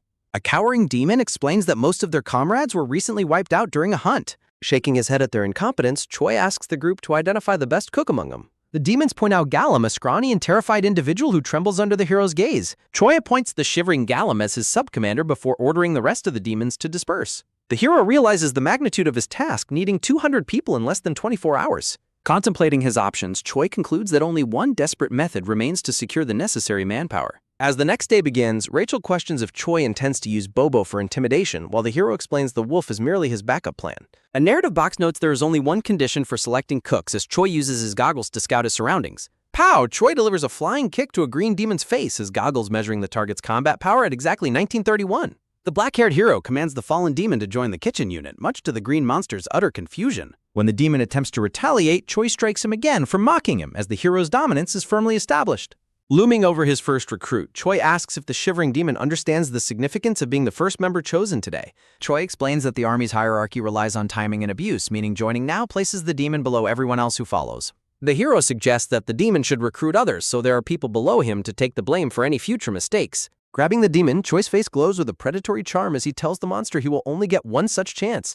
An ornate title card introduces Plan A, described as a multi-level scheme for the hero's unconventional kitchen recruitment strategy. A vibrant chibi witch thanks the audience for reading and encourages them to visit the website for more exciting series. A transitional image shows a vertical slice of a stone building against a grainy, darkening, and textured background. Clink! A fork stabs into a thick, juicy steak as an elegant meal is served in a grand, quiet hall. Doras, a large green demon commander, enjoys his peaceful meal and reflects on the elegance of his proof of peace. Bang! A frantic goblin messenger bursts into the room reporting trouble as Doras asks him to be more elegant. The messenger reveals that most of the battalion members are gone, leading Doras to wonder if they deserted their posts. The goblin explains that the soldiers haven't deserted but have instead been drafted as cooks for the entire demon army. Doras initially dismisses the issue since the head cook is favored by Hemis, advising the goblin to let it slide. The panicked messenger insists that they cannot ignore the situation due to the massive scale of the recruitment. The goblin screams that 200 soldiers were taken, causing a shocked Doras to drop his fork in total disbelief. A wide view of the training ground shows a massive crowd of green demons murmuring amongst themselves in confusion. Rachel celebrates that they have gathered over 200 people while Choi sits confidently praising his own smart recruitment tactics. Thump! Choi prepares to wrap up the recruitment when a sudden heavy impact nearby catches his attention and puts him on alert. The massive commander Doras arrives with the goblin messenger, looking down at a sweating and clearly worried hero. Adjusting his goggles, the hero notices that the newcomer is clearly furious about something he doesn't yet fully understand. Choi is stunned as his goggles display a warning that the target's combat power is far too high to measure. Fearing a device malfunction, the hero decides it's time to quickly wrap things up and escape the area. Doris bellows a loud inquiry, asking if the human who serves Bobo is present in the crowded training yard. Bark! Bobo answers with an energetic sound as Choi expresses his annoyance at the demon's poorly timed and loud arrival. Standing his ground, Choi asks what brings the 3rd separate battalion's commander to a specific kitchen recruitment site. Duras sighs in frustration, questioning what the human was thinking during his recent and aggressive recruitment drive. The massive demon points a large finger at the crowd, accusing Choi of taking every single one of his battalion members. Choi breaks into a cold sweat as he realizes his first recruit likely convinced all his friends to join the kitchen. Doris commands the hero to follow him to his office for a private and potentially dangerous conversation. Intense white streaks fill the frame as the story transitions to a more serious setting within the fortress building.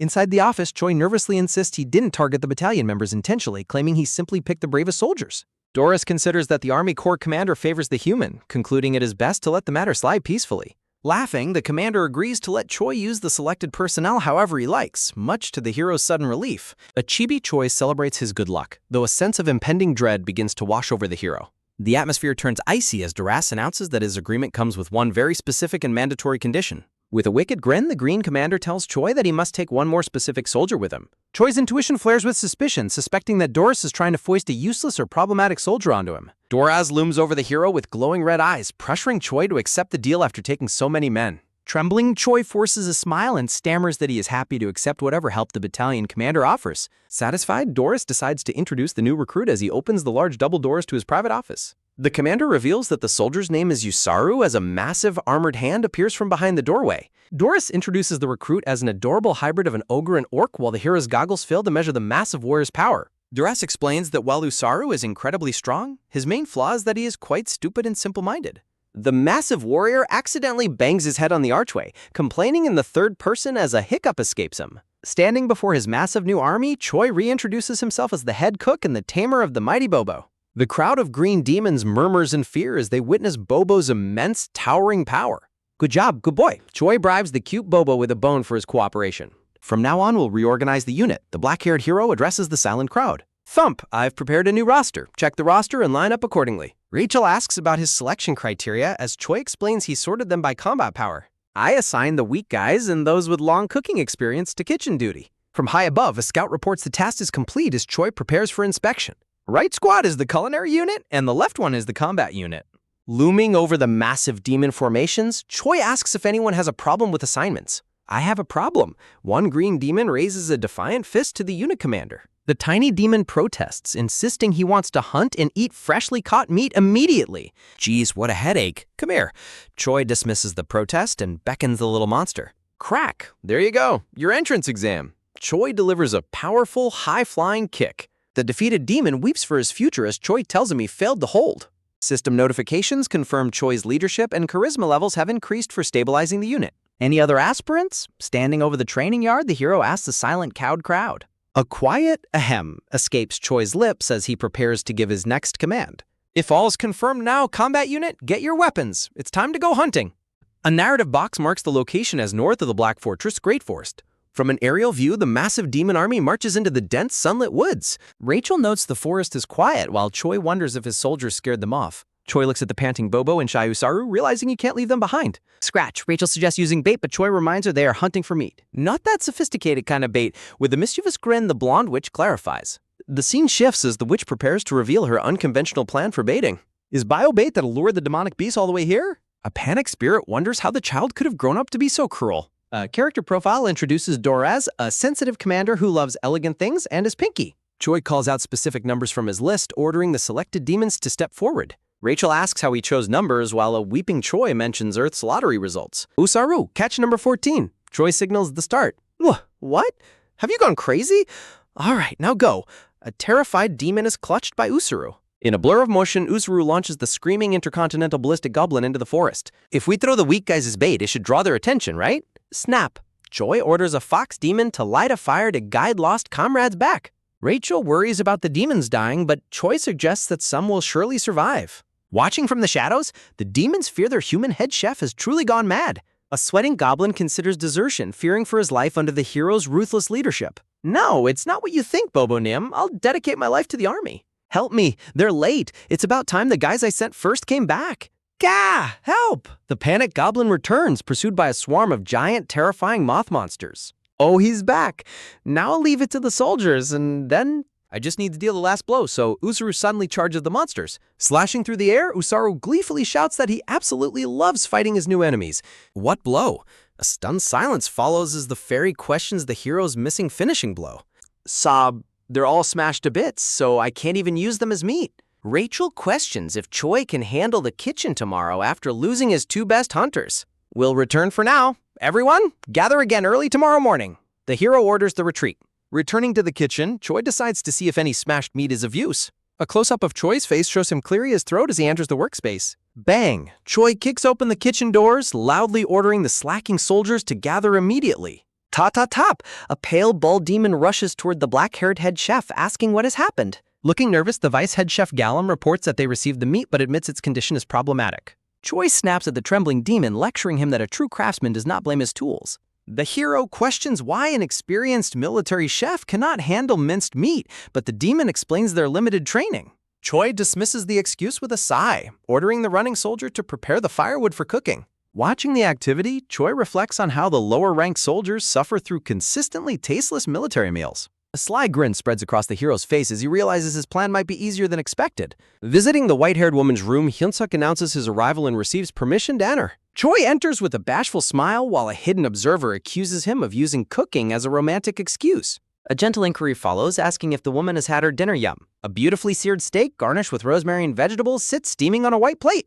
Choi offers the meal as thanks for her support, prompting the white-haired woman to agree to a small taste. Lifting a fork, she notes the delightful aroma and wonders if the flavor will meet her expectations. Her eyes widen in a sudden flash of surprise the moment she takes a bite of the steak. A rush of pure flavor overwhelms her as she realizes the meat possesses an astonishingly tasty, lingering flavor. Choi gleefully notes that she completely cleaned her plate, indicating the meal was a total success. As the black-haired hero prepares to leave, the woman stops him by calling out his name. Looking him in the eyes, she asks what he plans to do once he eventually leaves the fortress. Blushing intensely, Choi stammers that he plans on marriage, leaving the woman staring back in stunned silence. Sighing in exhaustion, she dismisses him and tells him he is free to leave her room now. Choi hesitates at the door, mentioning there is one more thing he wishes to discuss with her. Reaching out, the hero asks the white-haired woman about her own plans for the future. She looks away with a contemplative expression, admitting that she has no clear idea what she will do. A simple thought bubble reveals her lack of motivation, stating that she doesn't want to do anything at all. The white-haired woman sits alone in silence, lost in thought after her conversation with the hero. High above the Gartran Divine Empire, a narrative box identifies the capital city as a theocracy governed by the Pope. Inside the palace, a messenger informs Pope Orvan IV that they have finally located the next saintess, Abelson Marriott. The kneeling reporter reveals she is being held at the Black Fortress, leaving the Pope to wonder how she ended up there. Orvan IV asks if the demons have made demands, but the messenger confirms they have heard nothing yet. Looking out the window, the Pope reflects on how the Black Fortress has almost never been successfully breached. A vision of the blindfolded demon Hemis appears, reminding the Pope that the fortress is only vulnerable in his absence. Reaching a decision, the Pope clenches his hand and orders a secret rescue team to be dispatched. Orvan IV gazes into the distance as he commands his followers to summon the hero Sir Oseld. A small sketch of a lottery ticket floats above an image of the demon army marching forward. Deep in the forest, Choi stands before a large gathering of demons as a light breeze blows through. The hero ponders the white-haired woman's lack of ambition while walking through the dense woods with his pack. Arriving at a clearing, Choi drops his bag and commands all the platoon commanders to step forward. Choi holds up a rope, casually telling the assembled monsters that it is time for them to eat. Slabs of meat hang from the rope, causing a wolf-like demon to wonder if this is bribery or leftovers. Choi questions their hesitation, prompting the wolf and a large red demon to greedily devour the offerings. Their eyes sparkle as they experience a state of pure ecstasy from the incredible taste of the meat. The demons fall to their knees, swearing absolute loyalty and begging for just one more bite. Smirking, the hero tells them the tasting is over and reveals his next condition for them. Choi shouts a command, announcing that only the platoon that catches the most live beasts will eat with him. Watching the demons scramble away, Choi concludes that all living things are ultimately slaves to their appetites. Crack! Choi delivers a fatal blow to a massive beast as a system notification confirms his level up. Standing victoriously over the carcass, Choi celebrates gaining 10 levels and a significant boost to his charisma. The wolf-like demon tentatively approaches the hero, eagerly asking which group managed to win the competition. Choi raises his voice to announce that the Wolfkin platoon has won and will be dining with him tonight. Choi asks about the other soldiers, but a demon dismissively tells him to scavenging. A command echoes to pack up and move all slaughtered meat to the fortress kitchen. Inside the Black Fortress, blood stains the floorboards near the bodies of several fallen demons. With a sudden step, a person finally arrives at the threshold of a heavy door. The white-haired woman regrets her words to the hero, but knows she cannot hide forever. Clack! A hooded man named Geffen enters, addressing the Saintess by her full name, Abelson Marriott. Revealing his blonde hair and a smirk, Geffen announces that he is there to rescue her. The Saintess asks if the Pope sent him, and Geffen laughs while confirming the rescue mission. Gripping the table tightly, the white-haired woman refuses to return and orders the man to leave. Her eyes narrow with determination as she repeats her command for Geffen to depart her room. Geffen dismisses her refusal with a shrug, stating that a soldier must always complete his mission. She warns Geffen that the glutton resides in the fortress, but he remains unmoved by her threat. When the Saintess threatens to use her holy power, Geffen merely laughs at her desperate attempt. Geffen seizes her throat, reminding the Saintess that he is a soldier on duty, not a prince. Looking her in the eye, the blonde man promises she will soon be in the capital. The Saintess gasps in disbelief, wondering how this man is able to wield powerful holy energy. Tears well in her eyes as she cries out that she cannot return to that place. Boom! A fur-clad fist suddenly punches Geffen in the face, interrupting his assault on the woman. Choi intervenes with a powerful strike, furiously ordering the blonde man to get away from her. Wiping blood from his lip, Geffen notes Choi's magical energy and questions the black-haired man's identity. Enraged, Choi demands that Geffen take his hands off the woman as they prepare to clash. Geffen kicks Choi away, deciding the hero would make for useful material despite the unexpected interference. Cough. Choi is sent reeling, struggling to recover from the blonde man's brutal and efficient strike. Standing over both fallen characters, Geffen calls them vermin and expresses his annoyance at their resistance. Hiding nearby, the fairy Rachel watches in fear and considers bringing Bobo to help the hero. Rachel is suddenly paralyzed by terror as she senses an overwhelming and monstrous presence approaching them. Geffen unrolls a magical scroll, deciding he must finish the job regardless of the obstacles encountered. A tall, blindfolded woman looms behind Geffen, asking if something is not working correctly for him. With a dark heh, the woman known as Hemis offers her help to the startled blonde man. Geffen is paralyzed with shock, realizing he failed to block the presence of the commander, Hemis. Hemis requests to be called a gourmet, while Geffen realizes her level of power is terrifyingly high. A terrifying vision reveals Hemis the Glutton, a commander legendary for devouring thousands of enemy soldiers. Geffen desperately prepares his scroll for escape as the monstrous commander continues to mock his presence. Hemis releases a surge of dark power, eager to see the skills of her new guest. Shadows lash out as Geffen narrowly dodges a barrage of lethal attacks from the demonic commander. Geffen focuses on dodging, hoping for a single chance to take the Saintess and escape together. Dizziness suddenly overcomes the blonde man, making him realize he is far too late to succeed. Hemis reveals her jagged teeth and long tongue, finding Geffen's failed struggle to be incredibly amusing. Gasp! Hemis grips Geffen's neck, forcing him to realize he must leave the fortress alone immediately. Boom! A massive explosion marks the failure of Geffen's mission as the blonde man finally flees. Hemis looks at her hand in the wreckage, noting her guest ran away despite her favor. A wicked smile spreads across her face as Hemis declares that the real fun is starting. A character profile introduces Geffen as a hero-level soldier with a kind face but cruel attitude. Understood. Please provide the text and specify how much faster you'd like it read. I will perform only that task. While countless demons perish, Hemis and the Demon King remain as unshakable pillars of their army. The demonic commander walks away, her long hair trailing as she leaves the room in ruins. Cackle. Her high-pitched laughter echoes through the fortress as she anticipates the fun times ahead. Arg! Choi is slammed into the ground by a much more powerful and experienced red demon. The horned commander tells the defeated hero that his combat and magic are far too straightforward. Choi grovels in the dirt, agreeing to be more flexible as the commander continues his training. Kirkin warns Choi that no matter how strong he gets, a stronger foe exists. The horned commander helps the hero up, advising him to use any means for victory. He explains that the privilege of a fair victory belongs only to the truly strong. Kirkin dismisses Choi for the day, complimenting his hard work after their intense training session. The exhausted hero grovels on the ground as the powerful commander walks away calmly. Rachel asks if the hero is okay. Choi begs the fairy for immediate healing. Choi breathes a sigh of relief while Rachel complains about being treated like a potion. The black-haired hero gazes upward, looking thoughtful after his grueling training and recovery. He remembers the Saintess Abelson telling him that only personal strength can provide true protection. Choi ponders her words while Rachel scolds him for still thinking about that mysterious woman. The fairy points out the assassin's holy power, questioning why he would attack a Saintess. Choi agrees that the situation is strange, recalling the blonde man's assault on the woman.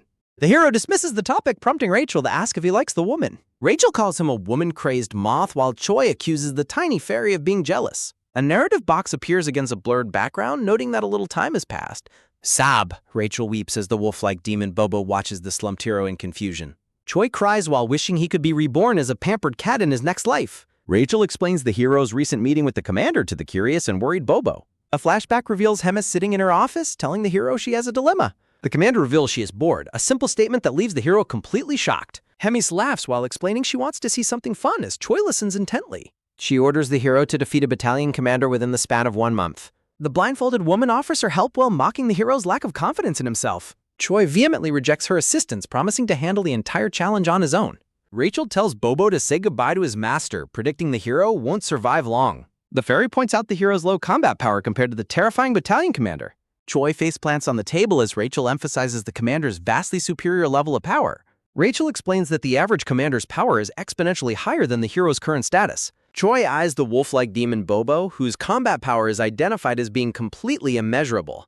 Narrative text confirms that Bobo is strong enough to fight a battalion commander and win. Rachel notes that the challenge is a duel, while Bobo affectionately licks the exhausted hero. A sudden realization strikes the hero as he focuses on the specific wording of the duel. Choi asks Rachel to repeat the exact command the core commander gave to him earlier. Huh?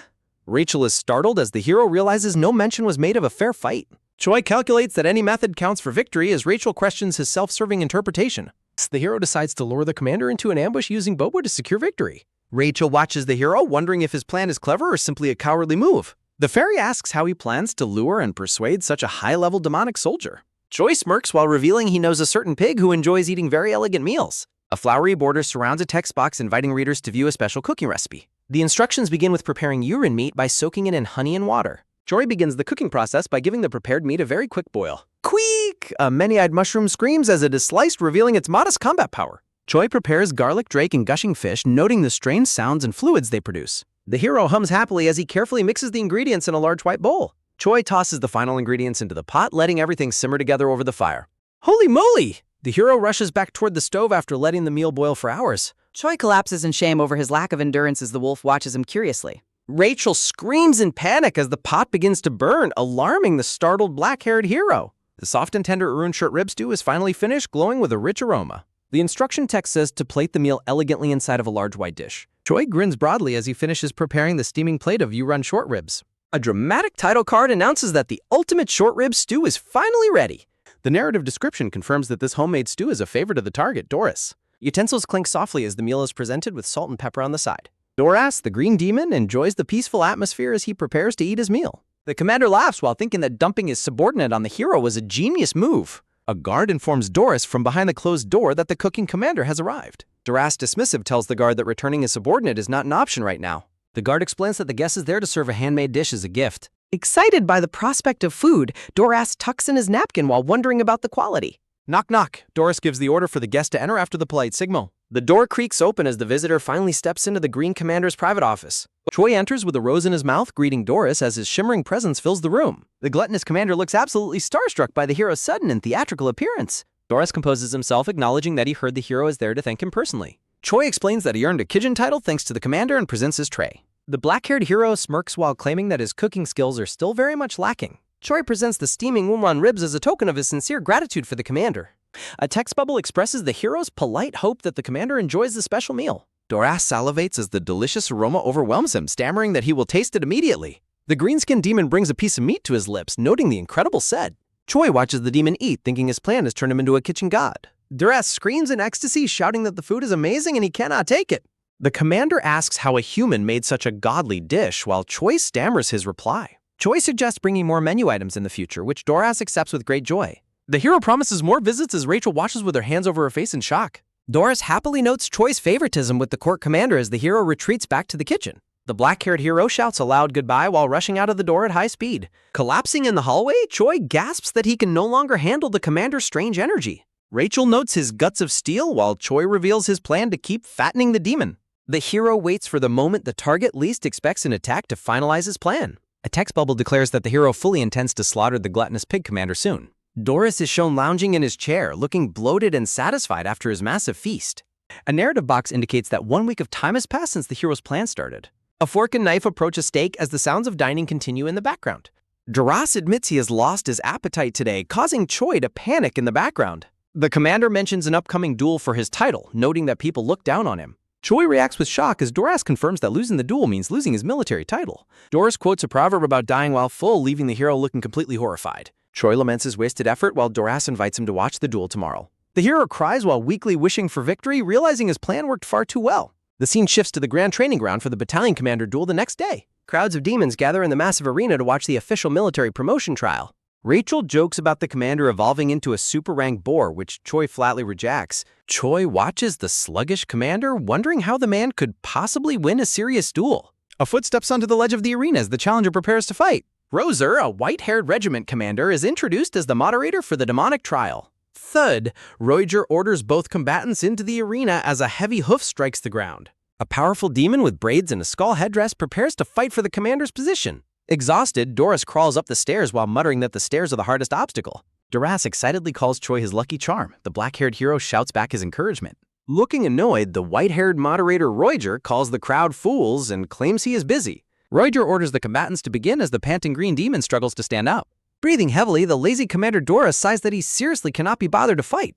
The skull-wearing challenger strikes with a staff while Doras clumsily blocks the incoming physical blow. Straining against the heavy staff, Doras lets out a pained sound while being pushed back. The green-skinned demon's foot skids across the stone floor as he tries to stabilize himself. A massive blast of energy erupts in the center of the arena during the duel. Shielding his face, Choi asks how an aftershock reached them. Rachel lets out a startled scream.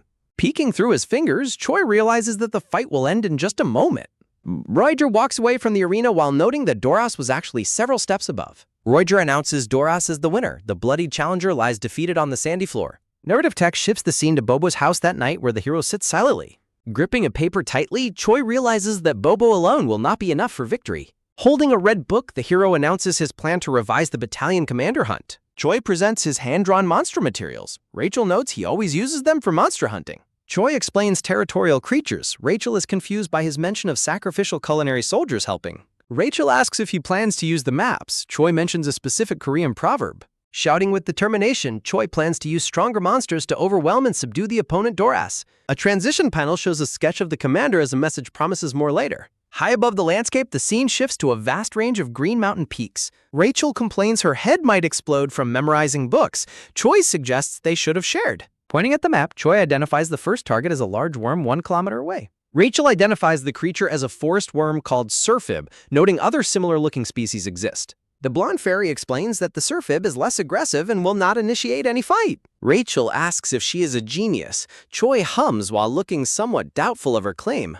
Smirking to himself, the black-haired hero thinks that even a fool can occasionally be quite useful. A demon asks for the location. Choi says it is up ahead and tells him to wait.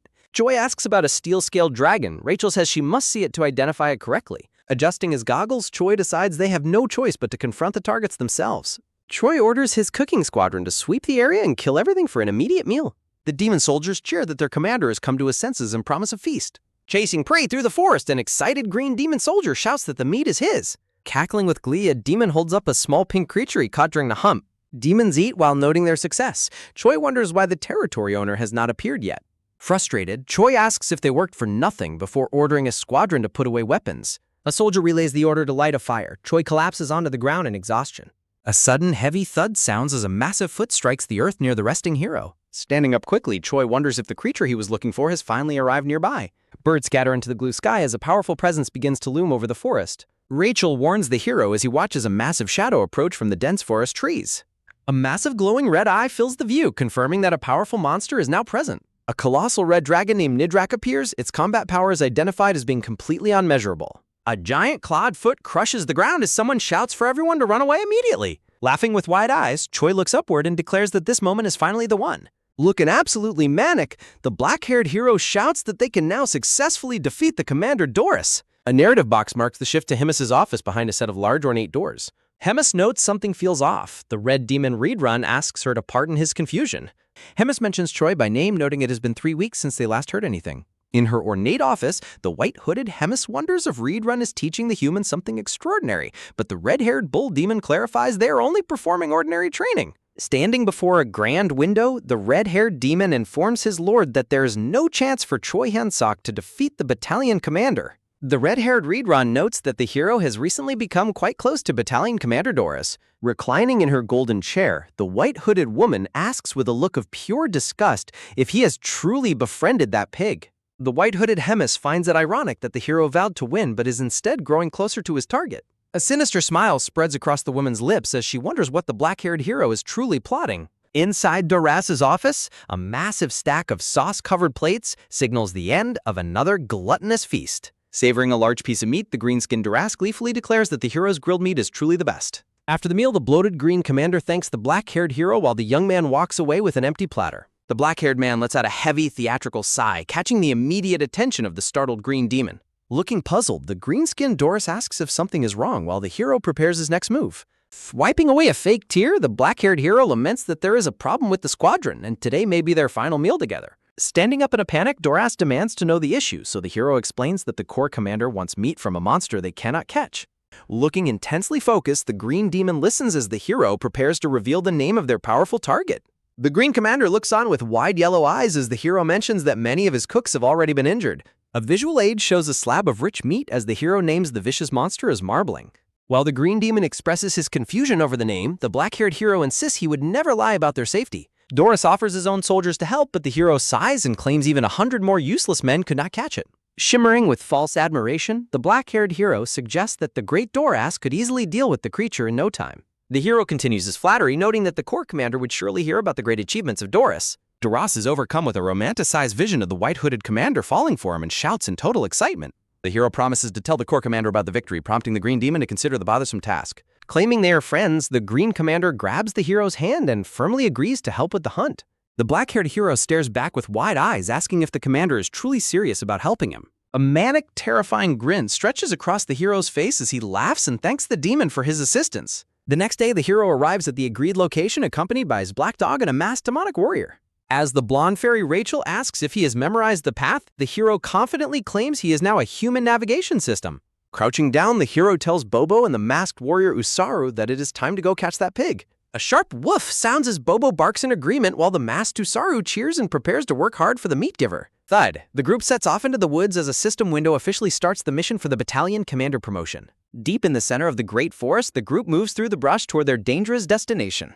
Demon soldiers march through the clearing, wondering where they are going until one explains they are hunting a strong monster. Panting heavily and covered in sweat, the lazy green commander complains that the outside world is truly ugly. Being carried on a litter, the green demon asks the black-haired hero how much further they must travel. Walking alongside the litter, the hero informs his commander that they are almost at the territory of the beast. Clenching his fist, the hero warns the commander to be careful since the target is much stronger than he looks. Despite the presence of 500 battalion soldiers, a narrative box questions if the ancient dragon Nidrak can truly be defeated. A sudden disturbance sends a flock of birds scattering into the bright sky above the dense forest. Looking back with a shout, the black-haired hero warns the group that the dangerous beast is finally approaching.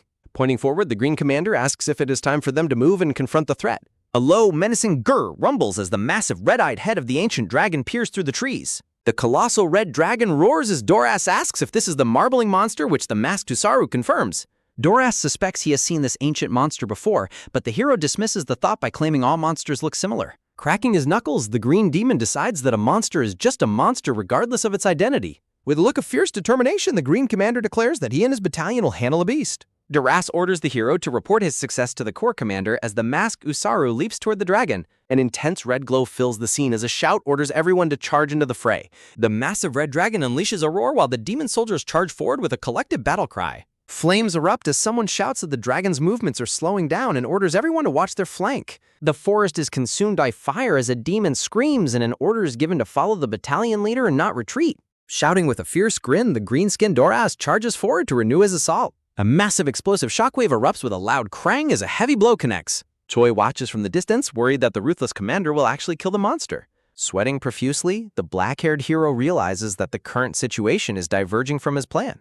Lunging through the air, Doras prepares to finish the monster he calls marbling once and for all. A panicked soldier sprints across the battlefield, desperately calling out to the busy squadron commander. Doris is startled by the sudden interruption, turning his head with a wide-eyed look of surprise. Looking intensely focused, Choi recognizes that they have inadvertently entered the territory of the dragon Nidrak. A terrifying purple maw filled with rows of teeth looms as a retreat is ordered. Scrambling away in fear, the hero identifies the massive creature as the non-aggressive forest worm Sir Fib. Choi realizes the monster perceived their fight as a territorial challenge while Doras commands a retreat. Rachel panics over the hero's shoulder, asking what they should do if the commander escapes. Gritting his teeth, Choi lets out a frustrated curse as his carefully orchestrated scheme begins failing. A frantic soldier continues to shout for the commander as the chaos on the field intensifies. Running past the hero, Doris warns that all the monsters in the forest are now attacking. A complex magical seal glows brightly, signaling the activation of the first form of combat. Reeling from a sudden, heavy impact, Choi asks if the current disaster is supposed to be his fault. A commanding shout cancels the previous retreat order, demanding that everyone stand fight. Choi looks back with a shocked expression as he is ordered to battle like a demon. Chaos consumes the forest as monsters clash and soldiers scream for salvation amidst the flames. Floating in a white void of shock, Duras wonders if a primitive human truly betrayed him. Boiling with absolute rage, the Green Commander roars that a mere human bug dared to deceive him. Choi watches an enormous explosion from a distance while the demon bellows his name in fury.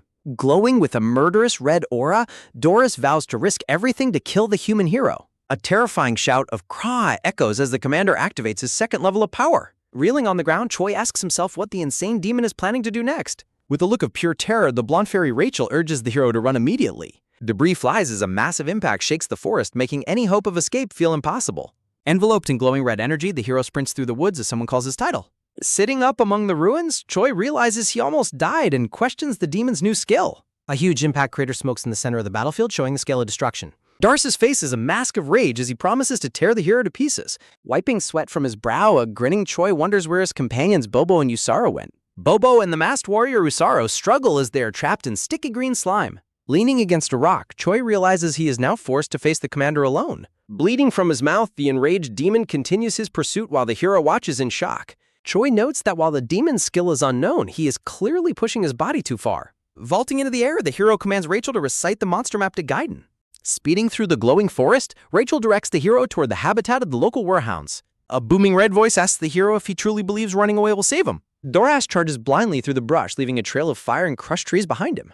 Roaring with madness, the commander smashes several smaller monsters aside to clear his path to Choi. Choi thinks about how regular monsters avoid the strong unless they're young or in immediate danger. With blood dripping from his chin, the manic demon sneers at the hero's puny tactical tricks. Looking toward his target with grim resolve, Choi decides on his final desperate move. Doras shouts with a terrifying, blood-soaked expression that he will definitely kill the human bug. A radiant red sigil blooms with snake motifs, marking the activation of the third promotion level. A character profile reveals that the masked warrior Usaru was formerly used as the commander's mount. Against a dark, textured background, a red speech bubble reiterates the demon's final murderous intent. The intricate magical seal for the falling flowers technique shines brightly, signifying a final deadly evolution. Energy surges as the demon bellows about his overflowing power, calling promotion his strongest weapon. With a menacing glare, the green-skinned demon declares that his opponent is finally done for. Black liquid rains down as a stunned Choi watches the chaos, wondering what is happening. Panting heavily, Doris wonders if he reached his limit after casting the falling flowers technique. Choi asks where the man is going while the retreating commander claims it cannot be helped. Bleeding heavily, Doras vows to return and kill the human once his strength has recovered. The retreating demon declares he will not forget this humiliation once his body finally manages to recover. Turning back with a shout, the black-haired hero mocks the fleeing commander by calling out to a pig. Lunging forward, Choi tells the demon that he cannot simply leave just because he wants to. Doras shouts in disbelief, asking if a foolish human truly thinks a fist can defeat him. Gritting his teeth, the black-haired hero prepares to unleash a strike using his Raiderin style. An explosive wave of blue energy erupts as Choi executes the 7th movement of his combat arts. Choi watches with gritted teeth, shocked that his opponent managed to survive such a powerful attack. Charging forward, the enraged demon bellows that the human fool has gravely underestimated his true power. The air fills with a sudden sharp click as a figure in golden platform boots enters the area. A violent clash of blue and purple energy creates a massive chaotic shockwave across the battlefield. The veiled corps commander arrives, asking what all the commotion is in front of her castle. A radiant explosion of rainbow light consumes the center of the battlefield with terrifyingly intense force. Choi is sent flying backward through the air as debris and smoke scatter around the clearing. Clinging to his head, Choi wonders what happened until he realizes the corps commander has arrived. Doras begs the commander for salvation, crying out that he has not lost the final battle yet. Looming over the fallen demon, the masked commander coldly orders Doras to shut his mouth immediately. The commander shudders at the thought of such a stupid person leading her battalion during wartime. Threatening to end the demon there, she is interrupted as the hero prepares a final strike. Shouting with fierce intent, the black-haired hero leaps forward to finish the fight right now. Choi delivers a powerful flying kick, triumphantly announcing that he has defeated the battalion commander. The veiled woman watches the blood splatter with a calm, amused reaction to the sudden violence.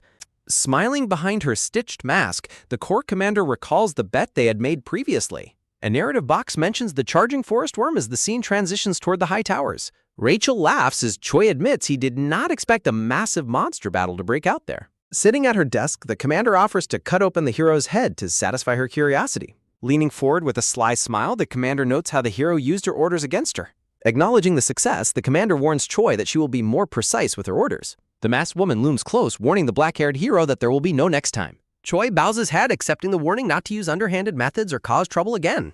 A system window formally introduces the next scene as taking place at the house belonging to Bobo. Lying on the floor, Choi sighs with relief at having managed to survive another dangerous day. Choi wonders about the nature of the promote technique while the blonde fairy hovers nearby. Rachel suggests asking the cowhead about the demonic martial art after observing the commander's transformation. Choi laughs while acknowledging the rough time the black dog had being swept by the monsters. Petting Bobo, the hero notes that the Corps commander took care of everything in one go. Though he feels sorry for the demon, Choi wonders who stole his experience points with the last hit. Clutching his head, Choi apologizes profusely to the fairy while she looks on with deep skepticism. Rachel calls the hero out for smiling behind his hand despite his repeated and suspicious apologies. Sitting on the floor with Bobo, Choi decides to check how much he has leveled up.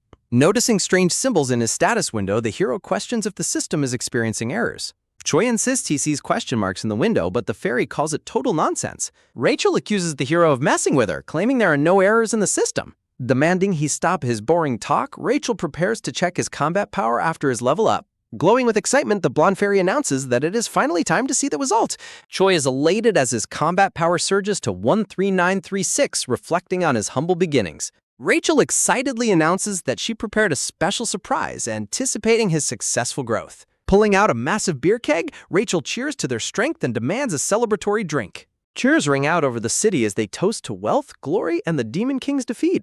A character profile for Hemis appears while a preview shows an old man discussing success. A graphic illustrates Choi's daily routine, including sleep, hunting, and fighting a large black wolf. A glowing light emphasizes the hero's resolve that he cannot skip his essential daily training routine. Dressing after training, Choi considers visiting Ms. Abelson as he still has several unanswered questions. The red-skinned demon Sir Redrun arrives, noting that the black-haired hero has happened early today. Sir Redrun offers congratulations for the victory over Doras, which the hero accepts with a smile. Choi approaches the masked demon, mentioning that he has a specific question regarding their previous fight. When Choi asks about the promote technique, Redrun identifies it as an ancient informal combat style. Redrun explains that combat is split into formal movement-based styles and chaotic, structureless informal forms.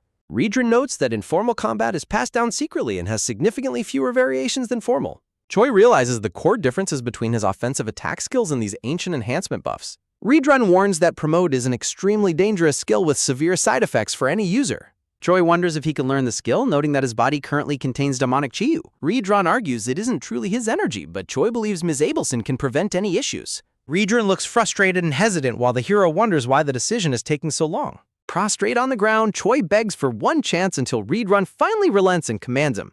Despite his unease, the red-haired demon agrees to uphold his promise and begin the dangerous lesson. Redrun roars for Choi to follow closely as he prepares to activate the forbidden demonic technique. The scene shifts to the dark, stone-walled underground prison within the divine empire of Gartrin. A man in white and blue priest robes stands before a cell addressing the prisoner Geffen. Hanging from chains, the blonde prisoner Geffen realizes the Pope has come to speak with him. The elderly Pope offers the captive a special opportunity to finally make amends for his sins. Spitting blood onto the floor, the scarred Geffen asks what the church wants him to do. With a cold expression, the Pope orders his prisoner to eliminate the Saintess Abelson Marriott. Stunned, Geffen asks why the order changed from retrieval and what they gain from her death. When Geffen mentions the Black Glutton, the Pope promises reinforcement knights and a timely distraction. Clenching his keys, the Pope warns that failure is never tolerated on the path of glory. In the past, the white-haired Abelson desperately tells the bleeding hero to get a hold of himself. Choi screams in agony while Redrun questions the madness of a human practicing demon-exclusive combat. Biting a gag, the hero suffers intense pain as red energy pulses violently through his body. Redrun claims the hero insisted he was fine and that the demonic energy would soon dissipate. Scolding them, the white-haired woman asks how they could judge the danger without being experts. Abelson explains she originally bound the chi, but the hero released it to attempt full control. As Choi struggles, she notes it is now too late to rebind the rampant demonic energy. Grabbing the hero's hand, the woman decides to make his body accept the energy instead. She plans to compress the chi and use divine power to build his body's internal resistance. A stunned Redrun watches the glowing process, asking if such a miraculous feat is even possible. Abelson admits there is no precedent and the demonic chi might still rebel against her power. Determined, the woman grips his hand as she resolves to try since every other path fails. A massive explosion of golden light erupts as she desperately tries to save the dying hero. Waking up in a bed, a confused Choi gasps as he wonders where he is now. Rubbing his head, the black-haired hero notes that it seems like a lot of events happened. Rachel and Bobo tackle the hero in bed, screaming with relief that he is finally awakened. Crying with joy, the blonde fairy reveals that the hero was unconscious for 3 full days. Rachel asks if he remembers anything, but Choi realizes his memory stops at learning the technique. A sudden, shocking realization hits the hero as he stares wide-eyed at an unexpected new detail. Choi is shocked to see a status window listing demonic chi as one of his abilities. Recoiling in surprise, the black-haired hero stares ahead with wide eyes as sweat drips down his face. The masked commander laughs while noting she was correct that the hero would eventually wake up today. Choi jumps to greet the commander, but she mockingly tells him to sit back down in his state. The commander finds it amusing that a human would actually attempt to use demonic chi like he did. Looming over the nervous hero, she asks why he didn't share such a fun secret with her earlier. Choi wonders about the saintess's handiwork, while the commander admits the woman's skill is quite impressive indeed. The commander mentions that cooperation is boring and decides to make things a bit more interesting. Gripping Choi's chest, the woman calls him her time-limited ant observation and offers to help him specially. With a sinister smile, the commander strikes the hero's chest, telling him to consider the act an honor. Blood sprays from the hero's mouth as he lets out a pain-sharp gah from the intense impact. As the hero loses consciousness, the commander tells Reedrun that Choi will be fine after sleeping and waking. The scene shifts into a blur as the commander decides it is time to return to the office. A system notification mentions the Demon King has summoned the commander and given her a new task. A preview for the next episode shows the hero shouting as he is grabbed from behind by someone. A narrative box reveals that several days have passed at the small house belonging to Bobo. A warm, golden light fades as the white-haired saintess announces the end of today's healing session. Choi thanks the saintess for her treatment while she quietly turns her back to leave the room. Abelson notes that it was Choi's own strong will that helped him get through the recent crisis alive. Stunned, the shirtless hero asks what she just said as the saintess walks out the door. Narrative boxes reflect Choi's confusion regarding Abelson's strange words and the current state of the world. Choi stares ahead with a serious expression, acknowledging that he is an outsider in this strange world. Reedrun notes he is teaching demonic chi manipulation theory and warns Humioke not to push himself. Choi replies that it has been 3 days since he woke up and he'll be fine as long as he avoids magic or chi. Reedrun wonders if it has been 3 days since Hemisnim left before continuing the combat style lesson. The red-haired demon mentions the annual meeting at the Demon King's castle gives him a bad feeling. Choi snaps Reedrun out of his distraction while the demon apologizes for losing his focus during their talk. Laughing, Choi asks if there is any way he can assist with the commander's acting duties these days. Reedrun assures him the commander will return soon despite being called away quite early this year. Banging the desk, Reedrun tells Hyunsuk to focus on himself. Choi salutes with a loud, "Yes, sir!" Reedrun thinks to himself that Hyunsuk is growing stronger as demonic chi seeps into his developing body. A caption notes that if the hero manages to stabilize his condition, he will surely achieve tremendous growth. Reedrun suddenly senses divine power and turns his head with a shocked, glowing red gaze toward the castle. A surprised Choi asks what is wrong as Reedrun's attention is pulled toward the castle entrance. Reedrun realizes there is another divine power-wielding being in the castle beside the saintess right now. Roaring that there is an intruder, Reedrun orders Choi to wait there while he investigates the situation. A group of figures in black cloaks sneak into the castle, noting their entry was unexpectedly easy. A cloaked man asks if their easy entry is because the glutton is not present today. The blonde man Geffen tells his companions to lower their voices even if the glutton is gone.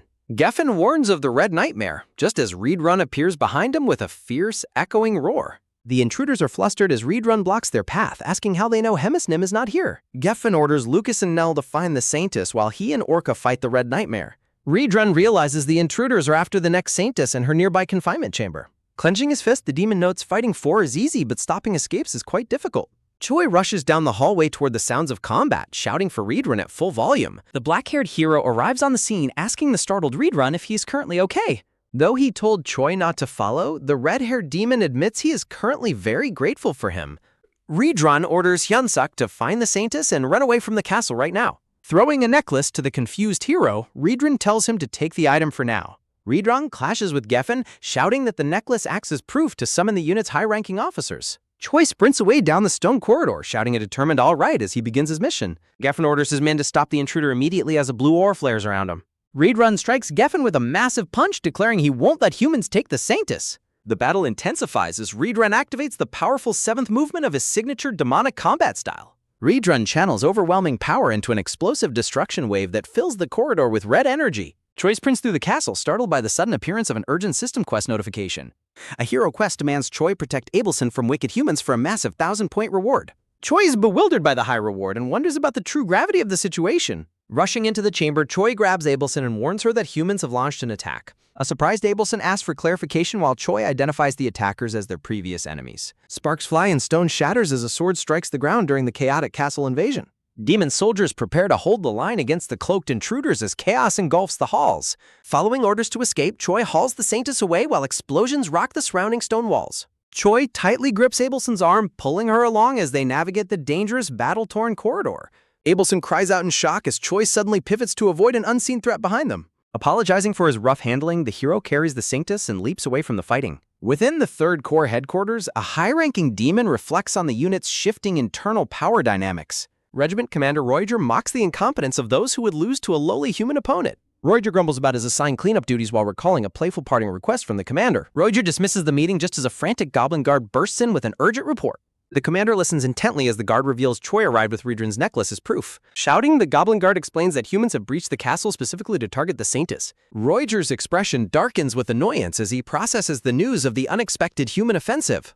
A transition of vertical white light signifies a sudden shift in the scene's focus and intensity. Roiger approaches Choi and Abelson in the hallway, demanding a detailed explanation of the current crisis. Clutching the necklace, a nervous Choi explains that Riedran detected divine power and engaged the intruders. Roiger attempts to calm the frantic hero, asking why humans would suddenly want the Saintess dead. The white-haired commander continues to listen as he prepares to assess the full scale of danger. Sensing a sudden lethal projectile, Roiger screams for everyone to get down as he moves defensively. A purple energy blast shatters the walls while Roiger orders the signal fire lit to protect Abelson. Roiger is visibly shaken by the realization that humans are genuinely attempting to assassinate the Saintess. In a preview, a tan-skinned man with white hair arrogantly challenges the hero to a duel. Roiger continues his desperate defense, roaring for his subordinates to protect the Saintess at all costs. Chains fly and energy pulses as Roiger activates a move restraint technique against the invading human forces. Roiger realizes with horror that the attackers are already too close to the Saintess for him to stop. Determined to save her, Choi prepares to use Riedran's forbidden seventh movement despite the personal risk. A pillar of light erupts as Choi unleashes an explosive destruction wave to clear their path. Choi screams his resolve to protect Abelson as he channels the rampant demonic energy within him. Geffen mocks the demon's loyalty after using his own subordinate Orca as a meat shield. Riedran acknowledges the blonde man's strength, noting he is at least as powerful as the commander. Geffen laughs, taunting the Red Nightmare for being nothing more than a simple demon in reality. Facing off, Riedran warns that he can't win, but Geffen remains confident while the glutton is away. Geffen smiles, explaining his plan is simply to keep Riedran occupied while his subordinates handle everything. Riedran stares with glowing eyes, deeply unsettled by how much secret information is leaked to the enemy. Geffen decides to end the talk and finishes preparing his blade for a final decisive strike. Laughing, the intruder claims their powers are fundamentally incompatible, making the demon's defeat inevitable today. Riedran surges with intense red energy, vowing to show the human the true meaning of demonic strength. Choi stands his ground as an intruder notes he never heard of another hero joining demons. A new white-haired enemy stands over his victims, mocking the three corrupted humans for their failure. Choi orders the man to surrender, arguing that no single fighter can defeat the entire demon army. The mysterious white-haired man smirks and questions the hero's confidence in the face of certain doom. Geffen wonders when the human learned Riedran's arts, noting it helped him catch his prey. A sacrificial body burns away, offering its physical form back to God in a ritual. Geffen is startled by the appearance of holy magic as a voice prays for strength. Leaping away, Geffen mocks the insanity of using a spell that requires burning one's body. A high-ranking knight's divinity creates a wall of flames that most people would touch and burn. Geffen demands the hero surrender the Saintess, noting the demons outside cannot easily breach the fire. Choi yells at Geffen, asking why a human is so hell-bent on killing their own kind. Geffen mocks the idea of being on the same side while Abelson prepares to speak. Crying, Abelson reveals the Divine Empire abandoned God long ago, shattering the hero's previous assumptions. Intense holy flames flicker in the background as the Saintess begins her painful explanation. Abelson tells a confused Choi that the Empire only wants a puppet to obey their commands. A sword strikes the ground as Abelson notes it doesn't matter if the puppet is real. Laughing arrogantly, Geffen dismisses the speeches and gives the hero 10 seconds to launch an attack. Staring intently, Choi begins a mental countdown while wondering how long he can last in combat. The hero realizes there is only one way forward despite the immense risks involved. A system notification confirms level 1 bloom as Abelson screams for Choi to stop the transformation. Choi accepts the fatal rate of death, resolved to use demonic chew no matter the cost. The system advances to level 2 full bloom as the countdown reaches its final few seconds. Riedran explains that each stage of the martial arts signifies a much more dangerous level of power. Choi apologizes to his master, vowing to overdo his output just this one time for survival. With a fierce roar, the hero prepares to push his body far beyond its physical limits. Choi's heart feels ready to explode as his body screams for him to stop this lunacy. Rachel is shocked that the hero is using promote despite the obviously dire tactical situation. A terrifying energy erupts as the system confirms level 3 falling flowers has finally been reached. A voice orders Rachel to maintain the support buff without any pauses during the hero's charge. Geffen realizes Choi isn't a regular hero as he observes a human successfully using the promote technique. With veins bulging on his face, the hero prepares to unleash his final explosive movement. Boom! Choi throws a punch with such force that red energy waves ripple through the corridor. Geffen notes the black skin is proof of level 3 but expects Choi to run out. Smiling confidently, Geffen decides to wait for victory as Choi's stamina begins to bottom out. Clashing in a blur of motion, the two fighters move with speed that defies normal vision. A solid impact sounds as Choi's fist makes contact with the intruder's high-speed defensive maneuver.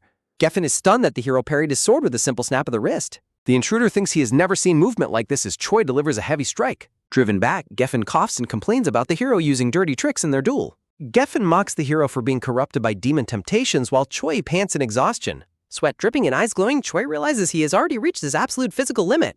Abelson watches in terror as Choi refuses to fall while the silver-haired beauty is still crying. Redrawn warns that straining the body with combat arts on top of promote leads to permanent injury. Choi stands alone in the dark, struggling to maintain his composure as his energy fades. The hero ignores the possibility of dying because the crying beauty is standing right before him. Koiru said he doesn't give a shit about the consequences of his current actions. Intense red light bathes the scene as the hero prepares for one final desperate charge forward.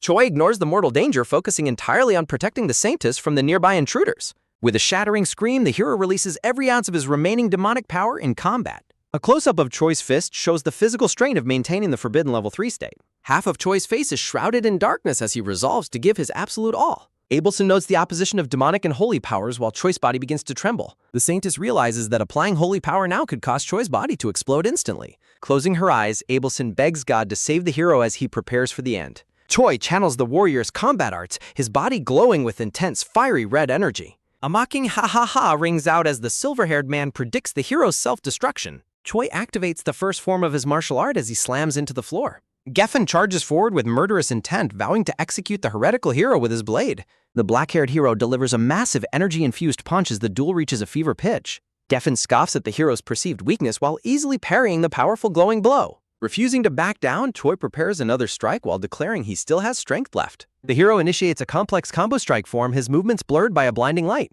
Text confirms the activation of the Read-Run combat art's first form during the heated battle. A massive explosion of energy engulfs the corridor as Choi unleashes an obliteration combo. Geffen watches in surprise as the hallway is filled with cascading waves of destructive force. The silver-haired man realizes that Choi has not only stacked techniques but fundamentally altered them. Red energy spirals around Geffen as a devastating strike impacts the structure of the castle. Geffen screams in agony as he is thrown back by the force of the attack. Exhausted and battered, Choi bows his head as the demonic energy begins to dissipate. Abelson cries out for the hero as he stands motionless amidst the smoking ruins. The Saintess rushes to the hero's side, horrified by his mangled and bloody physical state. Holding the hero, Abelson begs Hyun-seok to survive as his breathing becomes dangerously shallow. A silhouette looms over them and a voice admits to underestimating the hero's incredible potential. Geffen, bloodied and gasping, declares that the hero will eventually become a major imperial threat. The intruder prepares a finishing blow, vowing to end the hero's life right then and. A massive clawed hand suddenly crushes Geffen's head as Read-Run apologizes for his late arrival. Abelson watches in silence as Geffen's body hangs limply from the demon commander's powerful grip. Read-Run drops the intruder's body, noting that the hero successfully utilized his secret combat arts. The bull-headed commander asks if the Saintess can heal the hero while Hyun-seok lies unconscious. Abelson clutches the hero's hand, pleading for him to hold on to life a while longer. The scene shifts to the Demon King's castle, where a plate of strawberry shortcake sits. Hemis, a masked commander with purple lips, complains about the poor quality of the snacks. A shadowed figure tells the complaining commander to be quiet and eat the food provided. Park Hyuna, the orange-haired 4th Corps commander and former hero, looks on with a bored expression. Hemis laughs while Park Hyuna clenches her fist, reminding her peer of their no-fighting rule. A frantic hamster guard bursts into the room with an urgent report from the Black Fortress. Hemis listens as the guard explains that Imperial forces have launched a devastating surprise attack. The veiled commander processes the news while looking thoughtfully toward the bright, distant light. Hemis suggests to the nearby Park Hyuna that the timing of the human attack is suspicious.